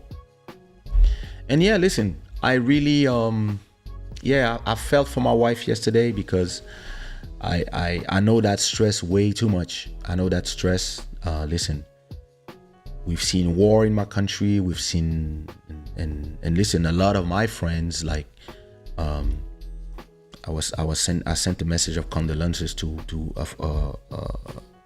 a friend of my brother-in-law, he's their very good friend, and I know him too. He's the son of the president of Mali who died. But I sent him a message as well when their father got overthrown last year. And because it's horrible, like, you know, you're seeing a man that's on TV getting, you know, like, I mean, he was not treated bad, but you see him sad and in distress, being detained by the generals, and etc., etc. And you know the kids, you know how they feel, and you know them, so you send them a message, you know, be strong, like, your father's gonna be all right, you know, hopefully you guys will be reunited. And like,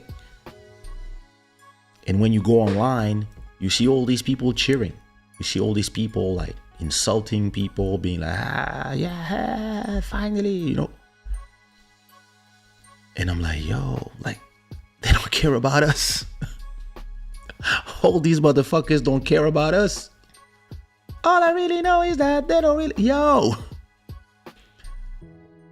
nobody cares about us. Like, everybody just cares about their ideas, and yeah, with all these conspiracy theorists and all these people who are angry all the time online, they don't realize, like, you know, we talk about Kanye West, Kim Kardashian, about Will Smith, his wife Shada Pinkett Smith.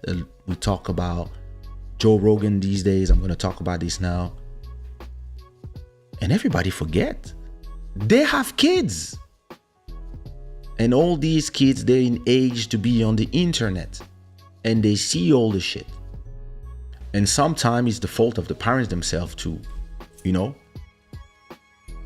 But other times, listen, when something is said about your father, you know, it's the other part when that I'm learning as a celebrity.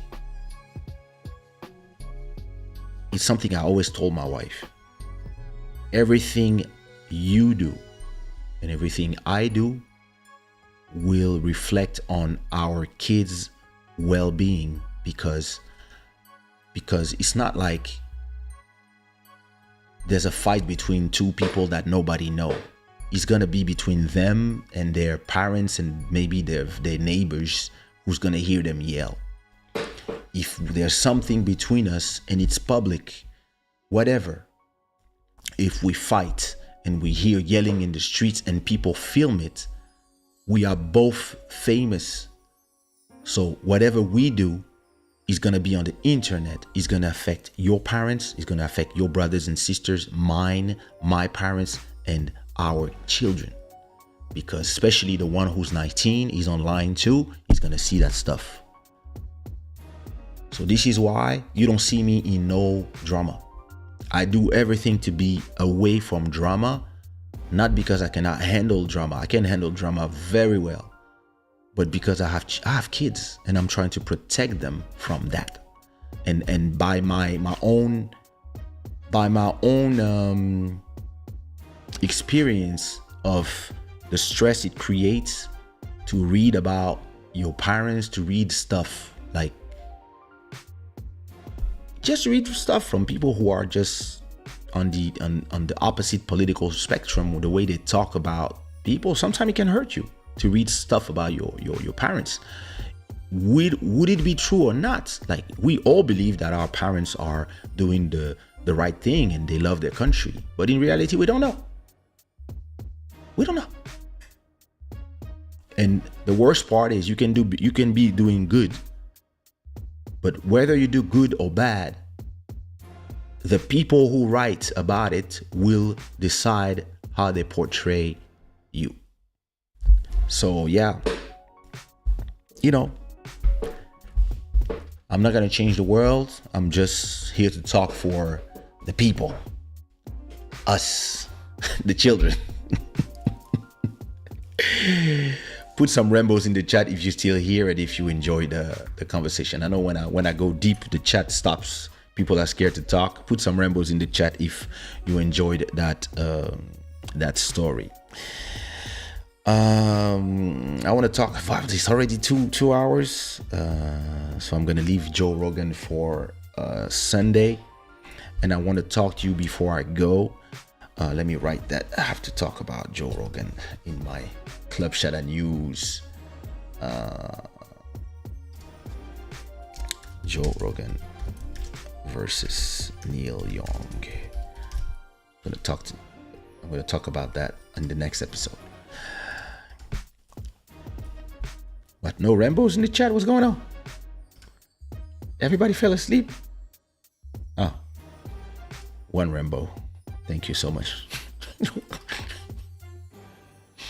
8 Rambos and counting.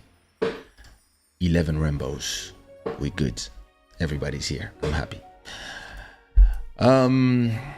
Let me lighten the mood a bit. Thank you so much. Thank you so much, Christian.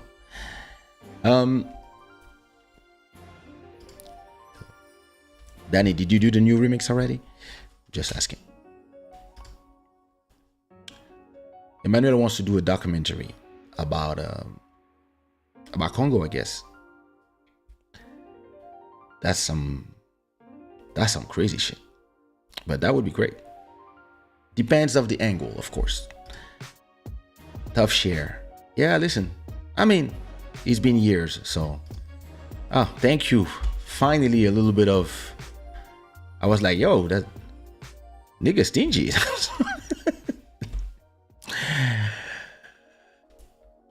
The last thing I want to talk to you about is a conversation I had yesterday. I was talking to a friend and he was telling me, yo, bro, you know, Oh, it's not about Congo, but it's gonna be in Congo. Okay. Well, you'll tell me more when I reply to that email. I mean, you can say it here if you want. All right. Oh, in Congo. All right. So I'm having this conversation with a friend, and he's telling me, yo, listen, I have all these contacts in Ivory Coast and in Kinshasa and in Cameroon. We're making things happen. Yo, listen, we have to do a tour for the new album. We have to do this. We have to do that. And I'm like, I'm not interested in performing. And he's like, what? But you have a new album, blah, blah. I said, bro, listen, I'm 48. I started performing when I was 17. And I performed for free from 1992 until 1996. And then I start getting a little bit of money. And then I released my first album in 1998. And then after being the dancer of Jean-Michel Rotin, I start being my own person. And I start doing my own show, having my own dancers and touring all around the world. I've been around the world 20, 30 times. I've been in every country possible. I've seen everything that had to be seen. I enjoyed every part and hated every part of fame.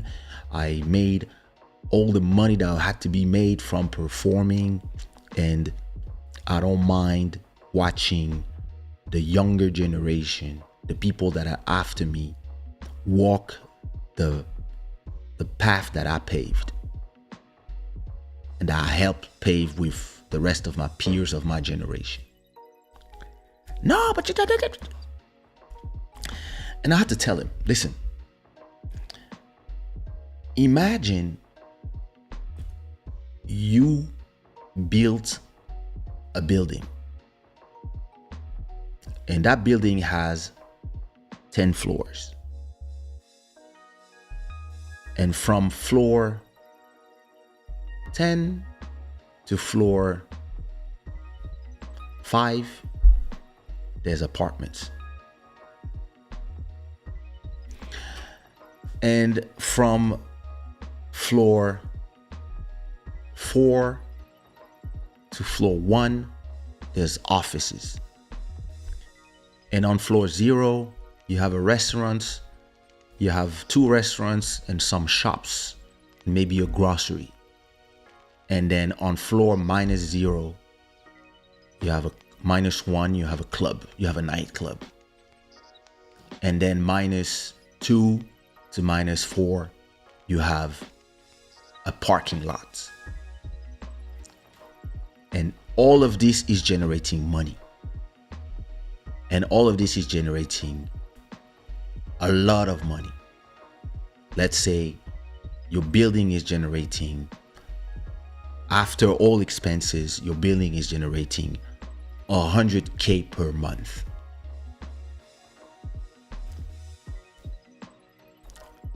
And I come, and so this guy who was talking to, when I met him, I was 22 and he was 26. And he was a promoter, a club promoter. He worked for a club in France called Le Macumba, and in north of France. And he was the director of the club, and he was doing his own parties, and so he would hire us to come perform there, and he would get paid by the club. Maybe he won, I don't know, 3,000 per month, whatever. And Urban Sweet Spot, what up? And imagine that the owner of that club from back in the days comes to you and tells you, hey, you have to come back to the club. I'll pay you 5,000 per month. You need to run the club again, just like old times, just like in 1996.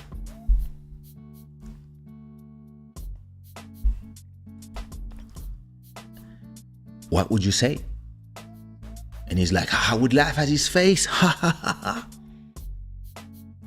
And I replied to him, so let me laugh at your face. Because to me, the things you are telling me about going to perform is laughable.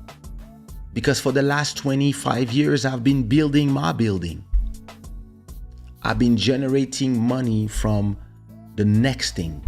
Because me, the question I ask myself when I'm successful is always, what am I doing next?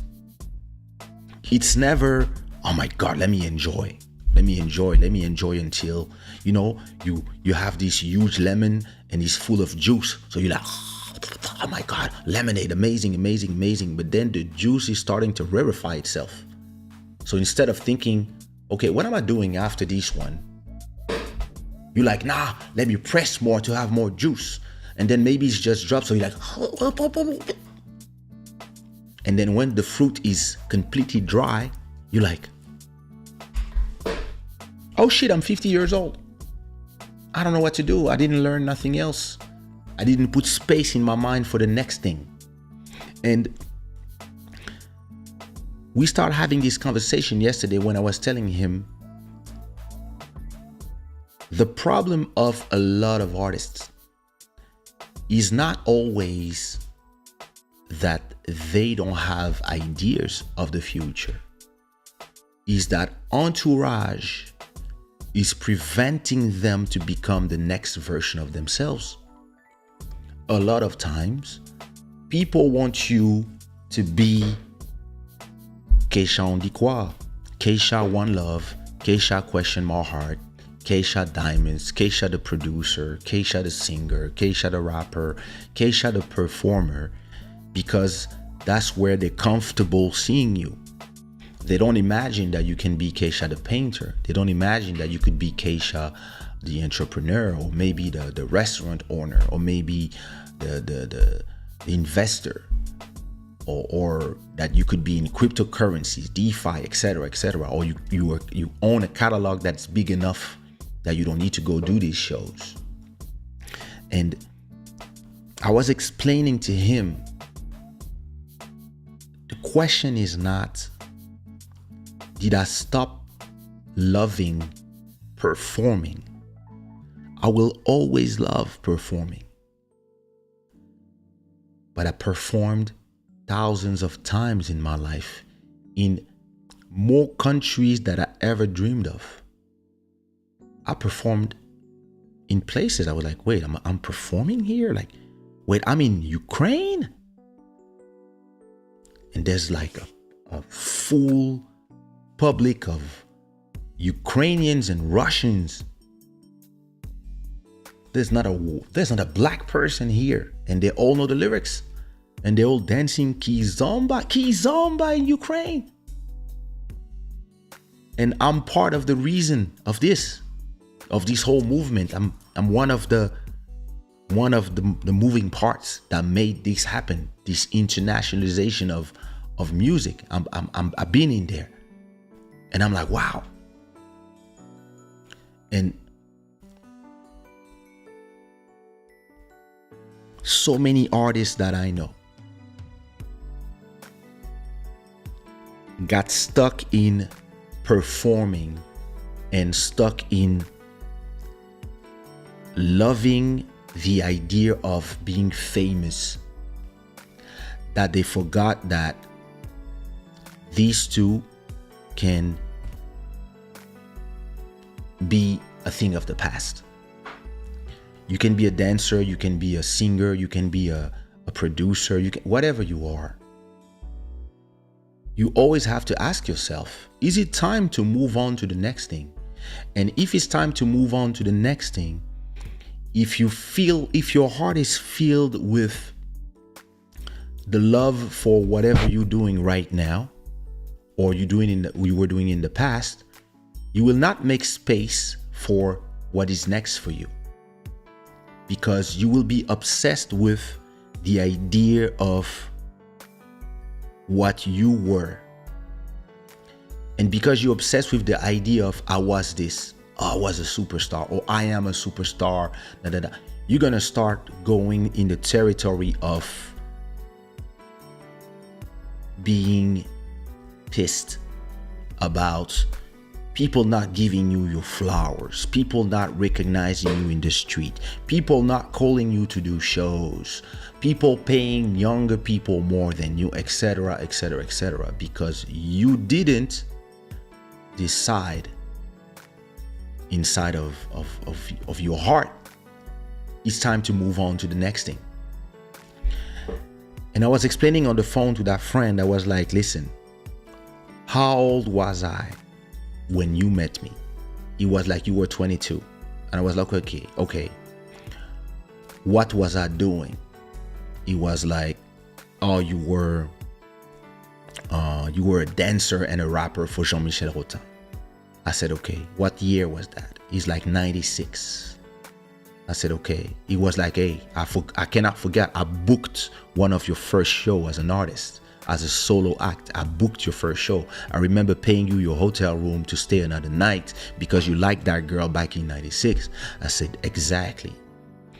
And I said, how old are you now? And he was like, I'm 54. I'm like, and me, how old am I now? And he's like, you're 48. I was like, you really think that this kid that you met in 96 at 22 who would do anything to sing because I was really thirsty for the mic. You think that after performing around the world 20 times, everywhere in all the countries that I ever been dreamed of, plus those that I didn't even know existed back then, do you really think that I'm still thirsty for that? And I had to remind him. In 2003, when On Dit Quoi comes out and it becomes the biggest song in French-speaking Africa, plus France, and still is today, one of the and One Love and Musique Warrienne and Question and all my songs, they're just part of culture now. But all those songs have 20 years. When those songs are exploding, and I'm exploding as an artist again, I'm also producing the albums of Soumia, Elisio, ABG, and I'm already making more money from production than from being an artist. And I'm already realizing that as an artist, you get paid when people call you. For example, hey, Tanya, here's somebody who paid me to go to London. At that point, thanks, Julie. At that point, when, let's say you get hired to perform 4 times in a week, and it's every show you make 1,000. So you get, let's say you make 4 shows every week. That's for sure. 1 in London, 1 in Peterborough, 1 in Lisbon, and 1 in Paris. Boom, that's a month. Next month, you're gonna do 1 in Kinshasa, another 1 in Switzerland somewhere, another 1 in Bordeaux, south of France, and another 1 in another place. Another 4 shows. So you make 4 shows, that's 4,000. And let's say for whatever reason, the next month, 1 show get canceled because of the weather, another show get canceled because of strikes, and the other 2 weeks, there's no show because nobody thought of you. Now, if you didn't spend the money from the last 2 months, you pay your rent, and you're like, yo.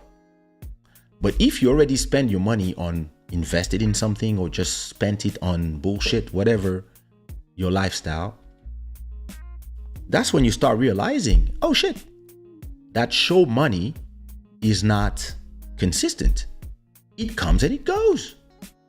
Sometimes you make money, a lot. Sometimes you don't. And let's say at the same time, you sold 50,000 albums from Elisio, ABG, yourself, you sold 50,000 albums. and you realize that, yo, I just generated 500K from CDs. I would need to do 500 shows to make that money.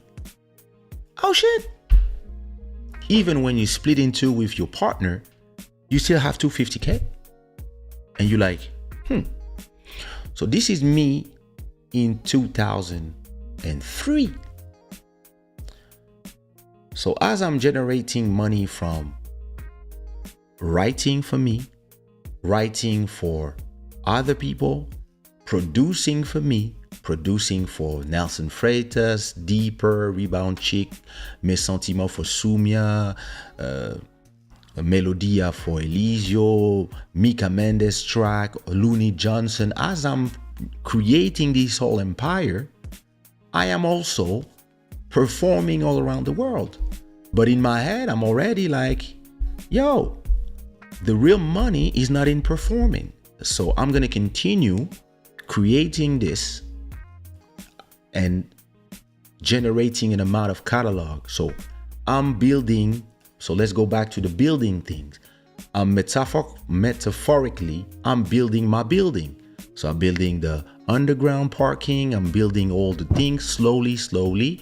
When we arrive in 2010, I said to myself, yo, listen, I'm making 1,000 every month from YouTube, and I probably make 2,000 every month from streaming, because streaming is a thing now. It's starting, so it's still 60% Spotify and it's still streaming.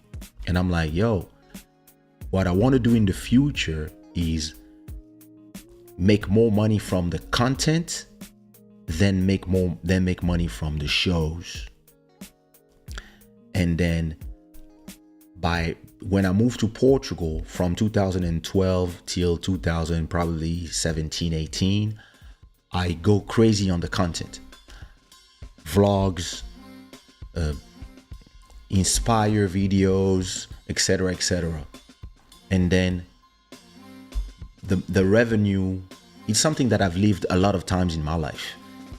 When I see the revenue from one business starting to go down, but at the same time, I see the revenue from another business starting to go up.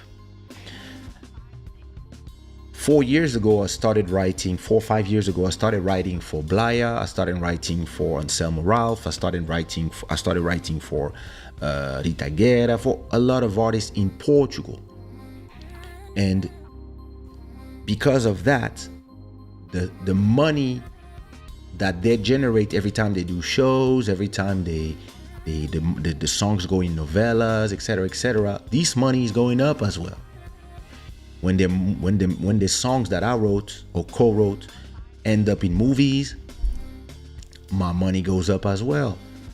And now I have all these songs that I did, all the songs that I do every Friday. It's not just to generate songs like crazy. It's also to build a catalog that is bigger and bigger and bigger and bigger. Because the bigger it is, the more it generates every day. Every time you play a song on Spotify, I get 0.00 something. But if you now have 1 million times people putting play in all around the world, especially now that Spotify and all those platforms, they're in Africa now, they're all around the world. So all around the world, you're generating a little bit of money. So at a point, I explained to him, I took the time to clear my mind from performing, from producing other artists, so that I could open myself to new exciting things. And because I don't have I'm not scared at all to let the past behind me. It doesn't matter. Like, what is done is done. Staying there will not help you. You have to look at there for guidance, for experience of the things that worked, the things that didn't work, the things that might work again, etc. This is what the past is for. So when you are moving forward, you're not looking there, you're looking there. So at a point, I asked him, listen, if I make 1,000 per show, or 2,000, whatever the price of a show. But let's simplify. If I make 1,000 per show, once you have, even listen, what people don't know, sometimes even if your show costs 2,000, 3,000, 5,000, once you paid everybody, once you pay your band, your DJ, or your dancers, or your management, and all the people that are part of the whole price, right? Maybe in the end you only have 1,000 for you. Maybe your show costs to produce 5,000, and you sell it for 6,000. And once you have paid, let's say it's a live show, you paid your drummer, your guitarist, the linebackers, the two people who come with you, your DJs, these. Once you've paid for everything, maybe there's 1,000 for you left, right? So I was telling him, let's simplify and say that I'll make 1,000. I used to make 1,000 per show back in the days, and I was making a lot of shows. Let's say I was making 4 shows a month when it was a good time. Maybe sometimes 8 when it was an amazing month. But let's simplify to 4 shows a month, all right? I just did an NFT drop with crypto.com, and I sold out in 38 minutes, generating from my paintings $100,000 in 38 minutes.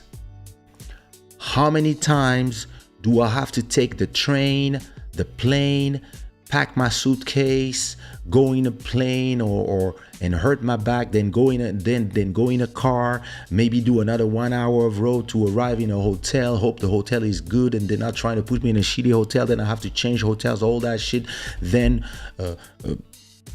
go dinner, try to sleep, be awakened at 2 a.m, being tired, more and more tired, and then you go to perform at 3 a.m. Then hopefully it's a good show. After the show, you have to do photos with everybody, smile, etc., do some autograph, talk to people between photos. Somebody want to tell you their story, maybe, but you like, I'm so sorry, there's another 100 people waiting to tell me their story as well, etc., etc. It's amazing. I'm happy to be here, but we have to keep it moving. You have to do this to generate 100,000. You have to do this 100 times. You have to take 100 plane coming and another 100 plane coming back. Even if it's 1 hour to go to Paris, or 2 hours to go to Holland, or 8 hours to go to Kinshasa, or 9 hours to go to Miami. You have to do this 100 times. So you have to take the plane 200 times, and it hurts your back to make 100K. And I told him, because I took the time these last 4 or 5 years, and especially during the pandemic, I took the time to clear my heart from who I have been, so I could be what I'm becoming. I was able to generate the money of 100 travels in 38 minutes. And if I didn't take the time to clear my head from that, I would be too busy trying to find shows. Like I see everybody since the pandemic ended, they're all trying to find shows because that's all they have. That's all they know how to do. And I'm sad for them, because I'm really thankful, because thanks to you guys, just this YouTube channel generates the amount that I need 4 shows to do every month, just because of all these hours that we've been talking online. Now this channel can pay me 4 months of rent every month, and instead of just spending this money on stupid things, I'm reinvesting it in either the show or in cryptocurrencies in the future. That's the way I am. And I ended my conversation with him telling him, when you are telling me that you want to do a tour, and it would be great to do a tour and blah, blah, blah, blah, blah, and maybe we can do a show, maybe ask like 2,000 or 3,000 per show. I was telling him it's insulting because I make way more money than that today sitting down in my sofa. And I would stand up, leave my house. Yeah, if you give me 10K or whatever, but it's not a question of money. I would stand up and leave my house and be excited if you propose me something new. Let's go shoot a movie. Let's do this. Let's go talk business with people about stuff that you are really interested in today. And what is insulting to me is not the fact that people are trying to make money with you and do the things you love. I love performing. What is insulting is the fact that people still want to see you as your 22 to 26-year-old self, and they refuse to see you as your 48-old father, husband that you are today. I want to see, listen, I lost all the years of my son. I assume it was heartbreaking every time I would leave, but I had to do it. I had to go see the fans. I had to go and build for him for the future. Just like I've seen my father leave all the time, and it was breaking my heart all the time, and I would only see him after 2 months because politics. And I've lived with that. I've only known that. So I don't even think it's not normal because I've only known that, right? But I was saying to myself, when I have my kid, I will stay with them. I want them to grow up and they see me every day when they wake up. And you know what ended up happening? I had a kid and I had no money. And I was like, what am I gonna do? And then I had a hit. So I had to feed my family. And to feed my family, I had to go to see galas in Atlanta, or I had to go to Club Tantric in Rhode Island. I had to go to Cameroon. I had to go to Congo. I had to go to Japan. I had to go to Portugal, to Algarve. I had to go all around the world. I had to spend 2 months in Martinique, Guadeloupe, Guyane performing so I could come back and feed my family. And I would just have my son on the phone. And at that time, there was no WhatsApp. So you could not stay 5 hours on the phone with them. You could not just put the video and just stay there and chat. You had to just be on the phone and you had to pay attention because every minute would cost €5. That was 2003. But you had to do it. And I would take the train, go to Belgium and spend a weekend. And then I would see him being in despair, trying not to cry when he was 2 years old, because I had to go and I had to take back my train. And it was heartbreaking, taking the taxi, going back to the train station, trying not to cry. And then the next day I was in a plane going somewhere, but I was building. And in the end, it's a sacrifice for him. It's a sacrifice for me. Today he's 19. He's a great kid. He's happy. But I can see that every time there's a holiday and his mom says, hey, let's go somewhere, let's do something, he's like, no, I want to go to my dad's. So I know that there's a lot of missing, right? And when my daughter was born, I said to myself, nah, I'm not gonna lose the first step. I'm not gonna lose the first this. I'm not gonna lose the first hearing Papa on the phone. I wanna see everything. I wanna live it.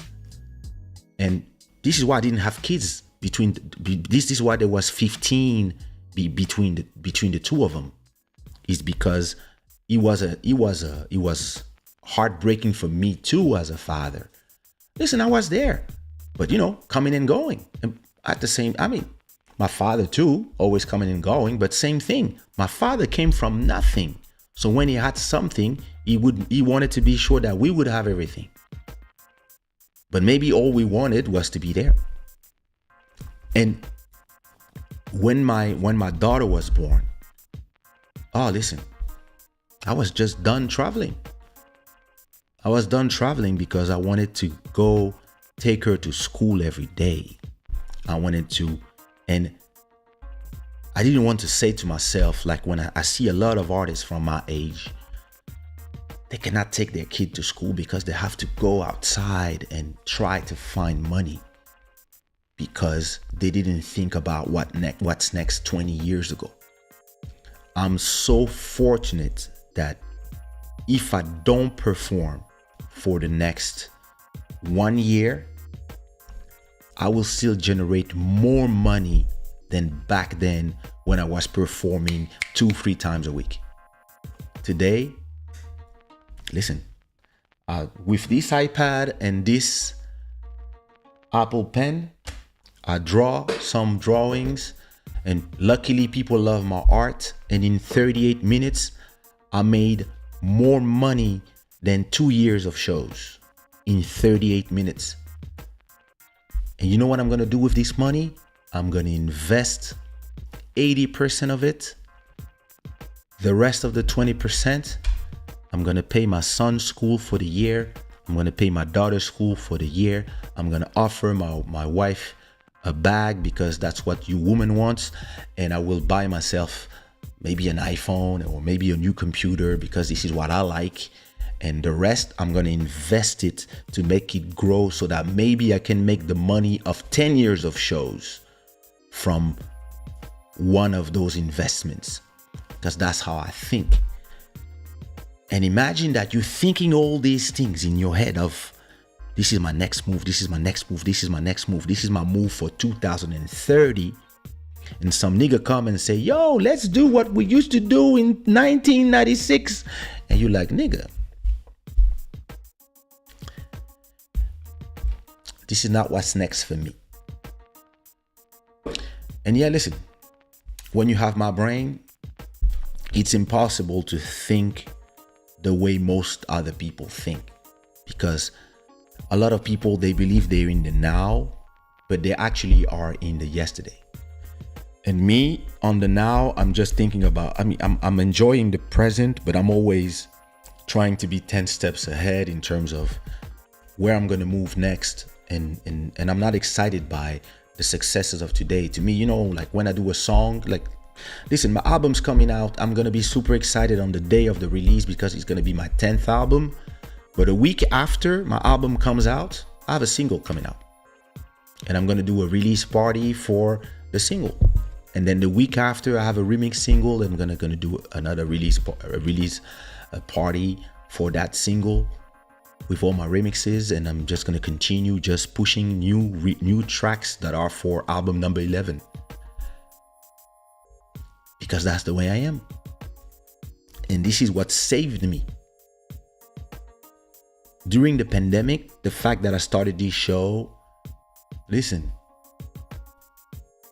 and we tell my YouTube channel generates 4 rents plus the rent of my streaming. Listen, even with the NFT money, even if I don't touch it, my rent is paid for a year already. Like, all this is the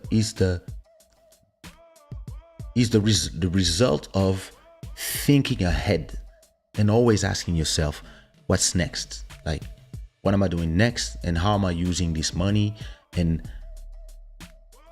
I was telling my friend, listen, I would urge you to start building your building so that you don't have to try to make me go perform here and there, because I'm not gonna do it unless you pay me a lot of money, because I now need. So Kendrick said something interesting earlier. He said, you have fuck you money now. It's not because of the fuck you money, actually. It's because going to perform is taking me away from what I'm doing now for tomorrow. And if you want me to perform, you're gonna have to pay me for my time. It's not the fact that I don't like performing. It's just that I don't have time to perform. So you really want me to go perform? Yeah, listen, it's gonna be 10K because I'm gonna need to leave what I'm doing, leave what I'm building. I'm not gonna be able to work on this show, which is the future of my money. This is what I'm doing right now. When I arrive at episode 1000 and there's hundreds of thousands of people in the chat, in the comments, and it just becomes a cultural thing, you will come back to this video and you will be like, yo. But if I have to leave my house for 1, 2, 3, 4, 5 days, go perform, come back, unpack my etc., and so it disrupts your flow, people have to pay for this. Plus money. That's it. And the beautiful thing about it is having enough money to say no is a beautiful thing. Not because you can be like, hey, I do what I want. No, that's not the point. The point is just being able to go to the next phase. It's super important. And it's like I said, you buy your freedom. Because once you get in this thing of performing in clubs and doing all these shows and stuff, it's like a prison. Because if you don't have a hit, then they don't call you, and when you have a hit, they call you, but they're always like, and then you get stuck in this. You like it. It's easy money, so you do a lot of them, and then one day 20 years passed, and some new kids arrive and they replace you, and even the people who are supposed to hire you, they're gonna do something else, and the new people who own the club or who are the promoters are kids as well, and maybe they don't know you, or maybe they know you but they see you like the uncles. You see what I mean? When your songs are 20 years old, they're 20 years old. If the kids in the club are 18, it's not your time anymore, it's the time of the kids. So you have to move, you have to get moving. Like life is a river. So you cannot be in the same water twice. So you have to move. Yeah, it is what it is. Kay is a real king.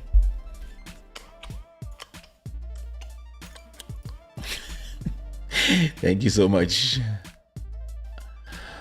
What is the thought process when you drop these hit songs? Did you feel you had a banger? It's a complete surprise. I just drop it. I don't think so much about it. I just drop, and the numbers will tell me if they are hits or not. But there's no oh my god, it's a banger. I'm just like, it's a good song. Like, all of my songs are great. Some do great, others don't. It's not just a question of is it a great song? Because everybody's doing great songs. Like every day, there's in the 60,000 songs that come out every day, there's probably 5,000 amazing songs. So then why one and not the other one? Well, time, the public preferences, randomness, the internet, TikTok, something happens and one song just blows up and another one that is better doesn't. Once you understand that, you try to not put that much thought into the creation. You just create. So look, today I'm doing a show. It's 20 people watching. There's gonna be another probably 300, 400, 500 people watching the replay tomorrow. That's how it goes. And by the time Sunday arrive, I'm doing my next show. And I don't look at the numbers. I don't know. I just see the channel growing, but I don't go back to check the numbers every day of all the episodes. And sometimes I go into YouTube backhand and I'm like, wait a minute, what happened? And I see that one video out of one of the episodes has 10,000 views now. And I'm like, why? I don't know. YouTube, the algorithms, and cool. So you keep it moving. And when you, after 10 years, you look back and now you have a catalog, and this catalog is generating you money. So when you're in the long game, you don't really think of the small elements. You just think of what you're building. Like I said, you're thinking of building the building, not of the window or the door or the little table. You don't care about that. You really think about building a body of work. So to me, when I drop a song, when you drop those hit songs, I just drop songs. People make them hits. I'm trying to be like you. Work hard, dedication, sacrifice, and a lot of fun. Club Therapy 2003. Damn it. Seattle, New York, Netherlands, España. We did a little show, bro. And I was about to say we have to do more, but now I'm retired. Carlo from Karemi had a similar story. When Karemi broke, he said he was done with music. He said he missed so many occasions to be with his kids when they were playing. Yeah, listen, they were playing like crazy. I remember performing with them in Martinique back in the days. Yeah, exactly. Listen, people don't imagine, like people, yeah, you're an artist, it's easy, da. Listen, when you have kids and you don't see them grow up, it's a traumatic experience, because in a way you don't really have a choice because you chose to go that path. Listen, milk costs a lot of money. School costs a lot of money. Listen, I commend Vanya Trindad, the mother of Ilian. I commend her because she was there all these years and I was not. Listen, I thank her every day for the beautiful boy that we have. Because yeah, you know, I was there supporting financially, but she was there on the day to day. And it was not easy. And you know, yeah, I would come a weekend. I was trying to go in Belgium every weekend, but it was the weekend is the time you perform. So you know, you had to find the right thing. And then when my son moved to Congo, it was harder because now I would only see him on holidays. So and now he lives in Angola with his mom, and we see each other on holidays. So we've been used to this. But yeah, listen, like when I had my daughter, I was like, nah, I'm gonna do it differently this time because I can. I have the money to do it. And yeah, listen, it costs a lot of money. It's a lot of time. You need a lot of patience, but it's such an amazing job, like to raise a queen. It's amazing. And if you would tell me, yo, you know, you have this new banger, we have to go, let's go, we have to go on tour, I'd be like, listen, I'm not living far from my house more than 10-12 days. And when I go, usually it's on my term. I go to Miami, I go just think of something else and do something else and train by the beach and, you know, enjoy a little bit, be with my friend. Then I go to New York, go do some business meetings, especially now that I'm in the NFT space. So there's a lot of people that I can meet in the cryptocurrency world. So I try to do 5 days of chilling and then another 5 days of hustling. And then I go back home because, yeah, listen, it's great to be able to be home and to have a bigger house, to like that. All the move to Portugal, all this was part of the plan. So a lot of people, you know, it's only now that they understand my whole plan. Listen, 10 years ago when I moved, everybody didn't understand. But again, it's this thing where you have to know when it's time to move to the next phase of your life. I'm sure your son now understands. He knows that you're a wonderful dad. Listen, I'm not in his head. Hopefully he does, but still, like, you know, again, we can't believe that they understand. But maybe they're like, you stole my childhood, motherfucker.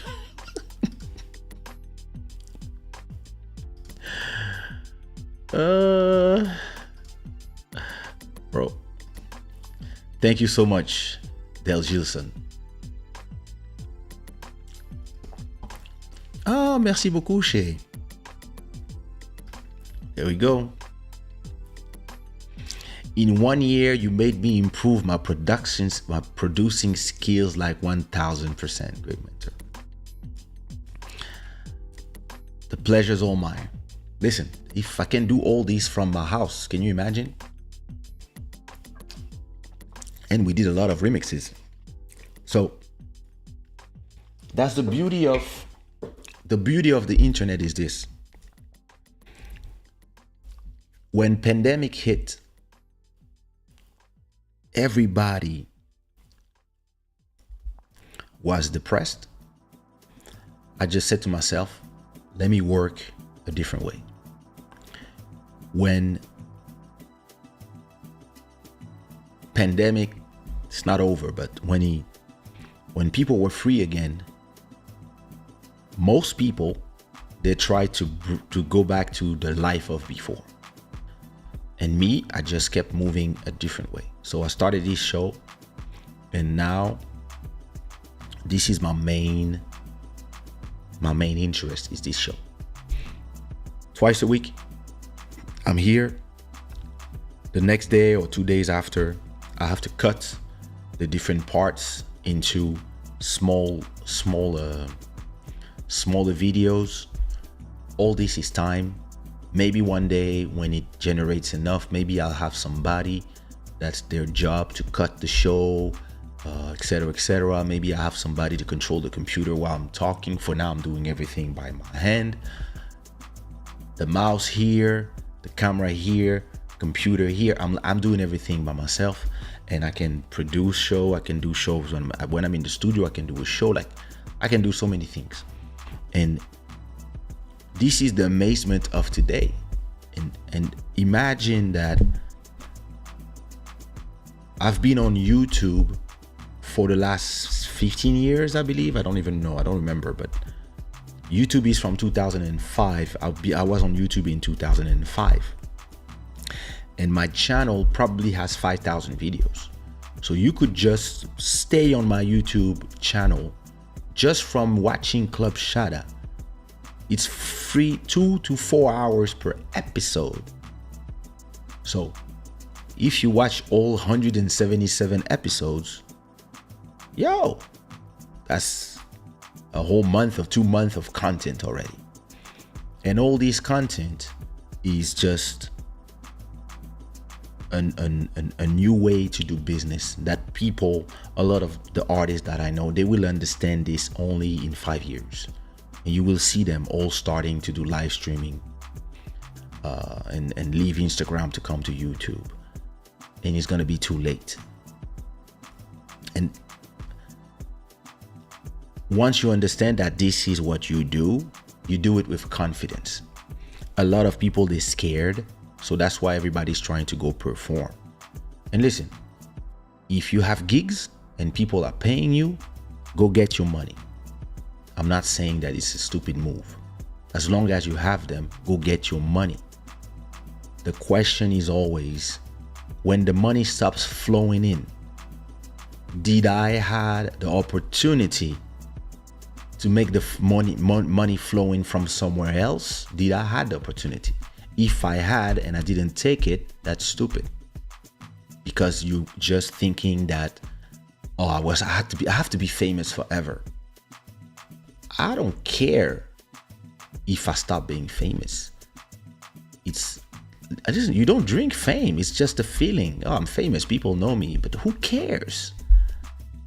I'd rather be in my head thinking, my son will never worry about his future, and my daughter will never worry about her future, and the mothers of my children will never worry about the future. To me, it's the best feeling. I'm not there. I'm working on it. But the day I'm there, because I made a machine that generates, I don't know, 1,000 euros a day, 5,000 euros a day, if I generate something like that. And I know that, hey, listen, whatever happens, money's coming in, we're fine. Like, you know, when I had COVID, I was in bed, I was like, am I gonna die? But at the same time, I was like, I'm making money. Like, I can't breathe, but I'm making money. You know, like, it's funny. Like, I would look at my phone when I had a little bit of force, and I would be like, okay, I made 200 euros today. All right, I need to pay this, I need to pay that. So, you know,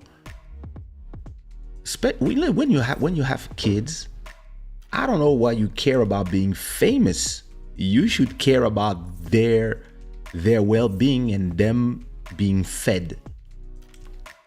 And some people, they get lost in this. Like, I want to be famous forever. Like, what kind of stupid goal is that, to be famous? You are famous as a byproduct of you doing great things. Listen, today I'm famous because of songs, great production, etc. Yeah, I'm good.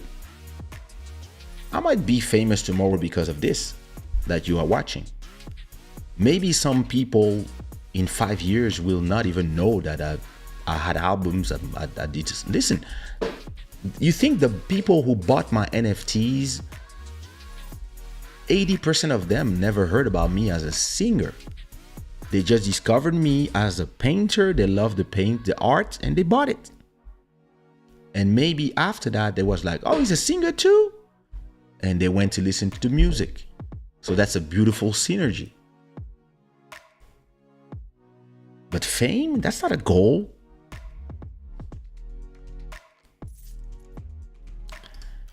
Good night.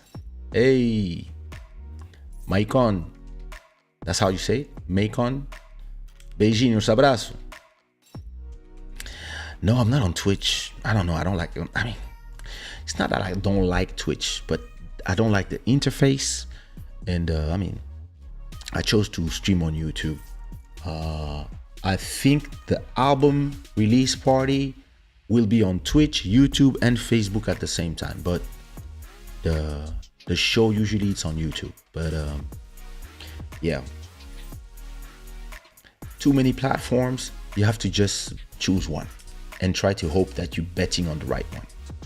But you cannot be on everything at once. Then it becomes too much work.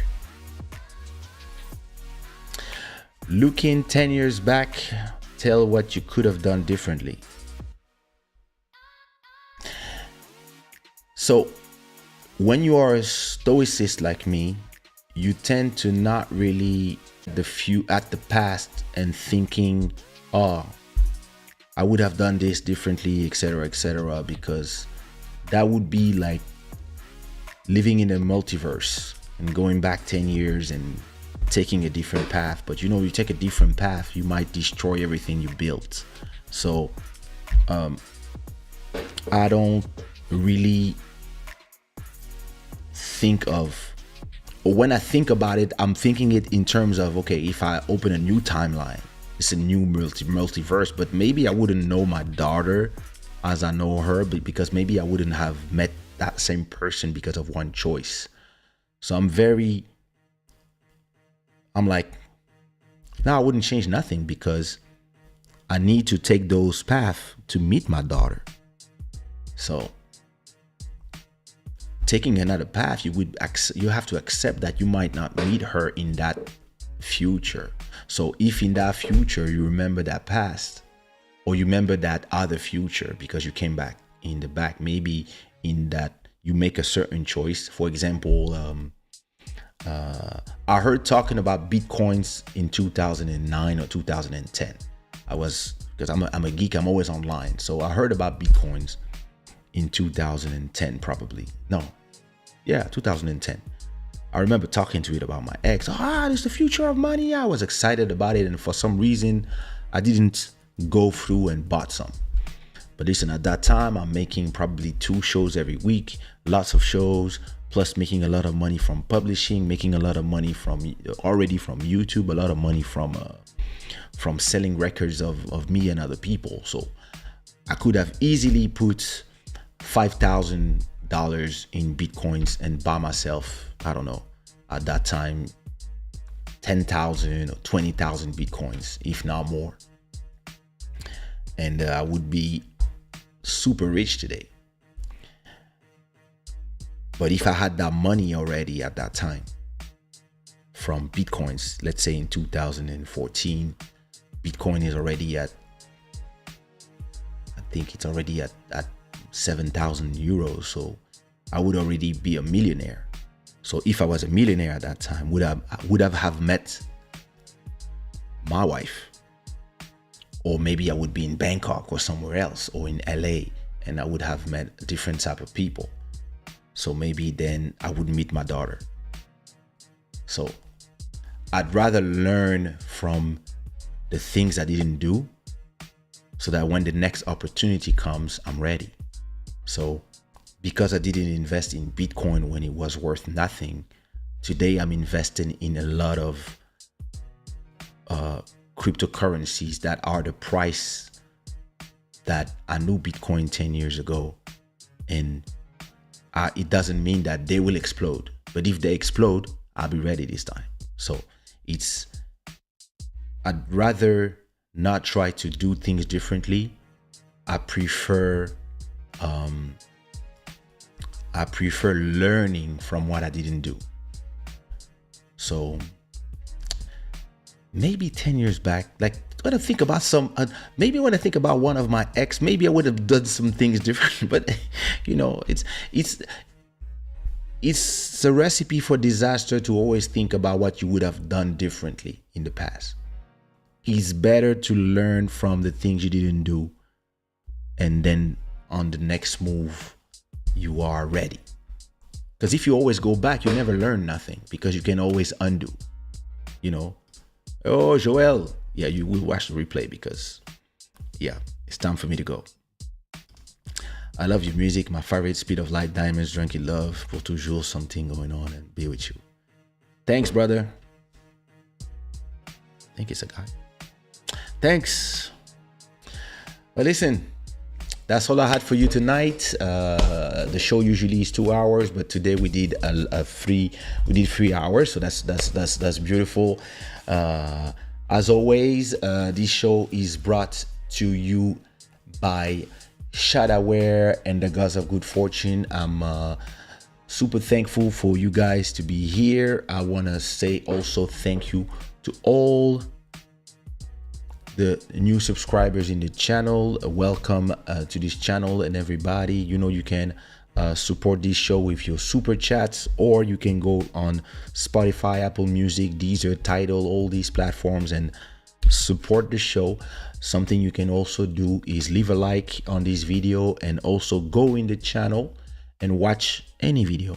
There's a lot of stuff. Watch something that you're interested in, leave a comment and leave a like, or maybe share it to your socials. That would be cool. And I'm gonna leave you what I'm gonna leave you with tonight. If you enjoy the show, make sure you put some unicorns or some rainbows in the chat, of course. And I'm gonna leave you with a track that is called you know what, I'm gonna leave you with a track from that is up in the upcoming album, but it's part of volume 2, I think, from the album. So it's one that is already released. It's called Evil Tarasho by Kaysha, Shelly M, and Sami Sam Beats. And I will see you Sunday, and we'll talk about this whole Joe Rogan conspiracy, canceling, and people leaving Spotify, and why I think all of this is bullshit. All right, see you Sunday. Peace. Shada gang, thanks, bless.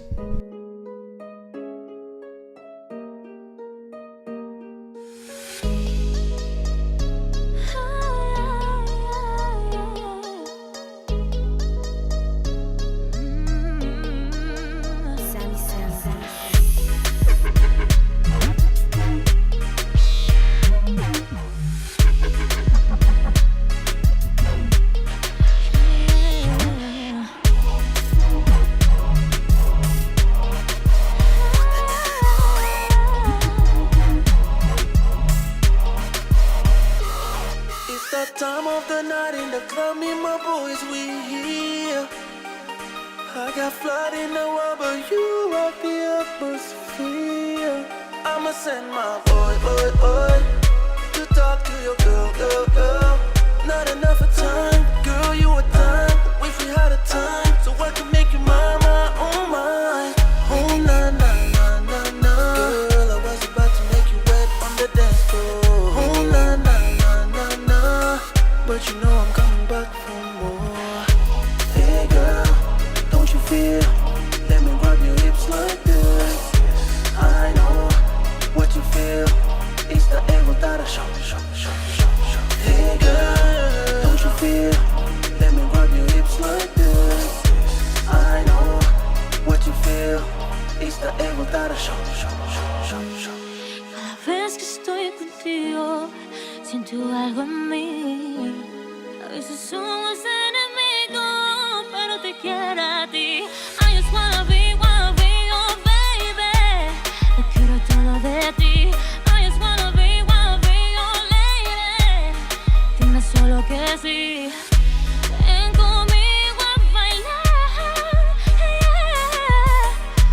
Ven y pégate más. Soy solo para ti. Hey girl, don't you feel? Let me grab your hips like this. I know what you feel. It's the ego that I show. Hey girl, don't you feel? Let me grab your hips like this. I know what you feel. It's the ego that I show. Yo, I knew that you'd come back to the club and you beg for more. There's some situations like this one that you can't ignore.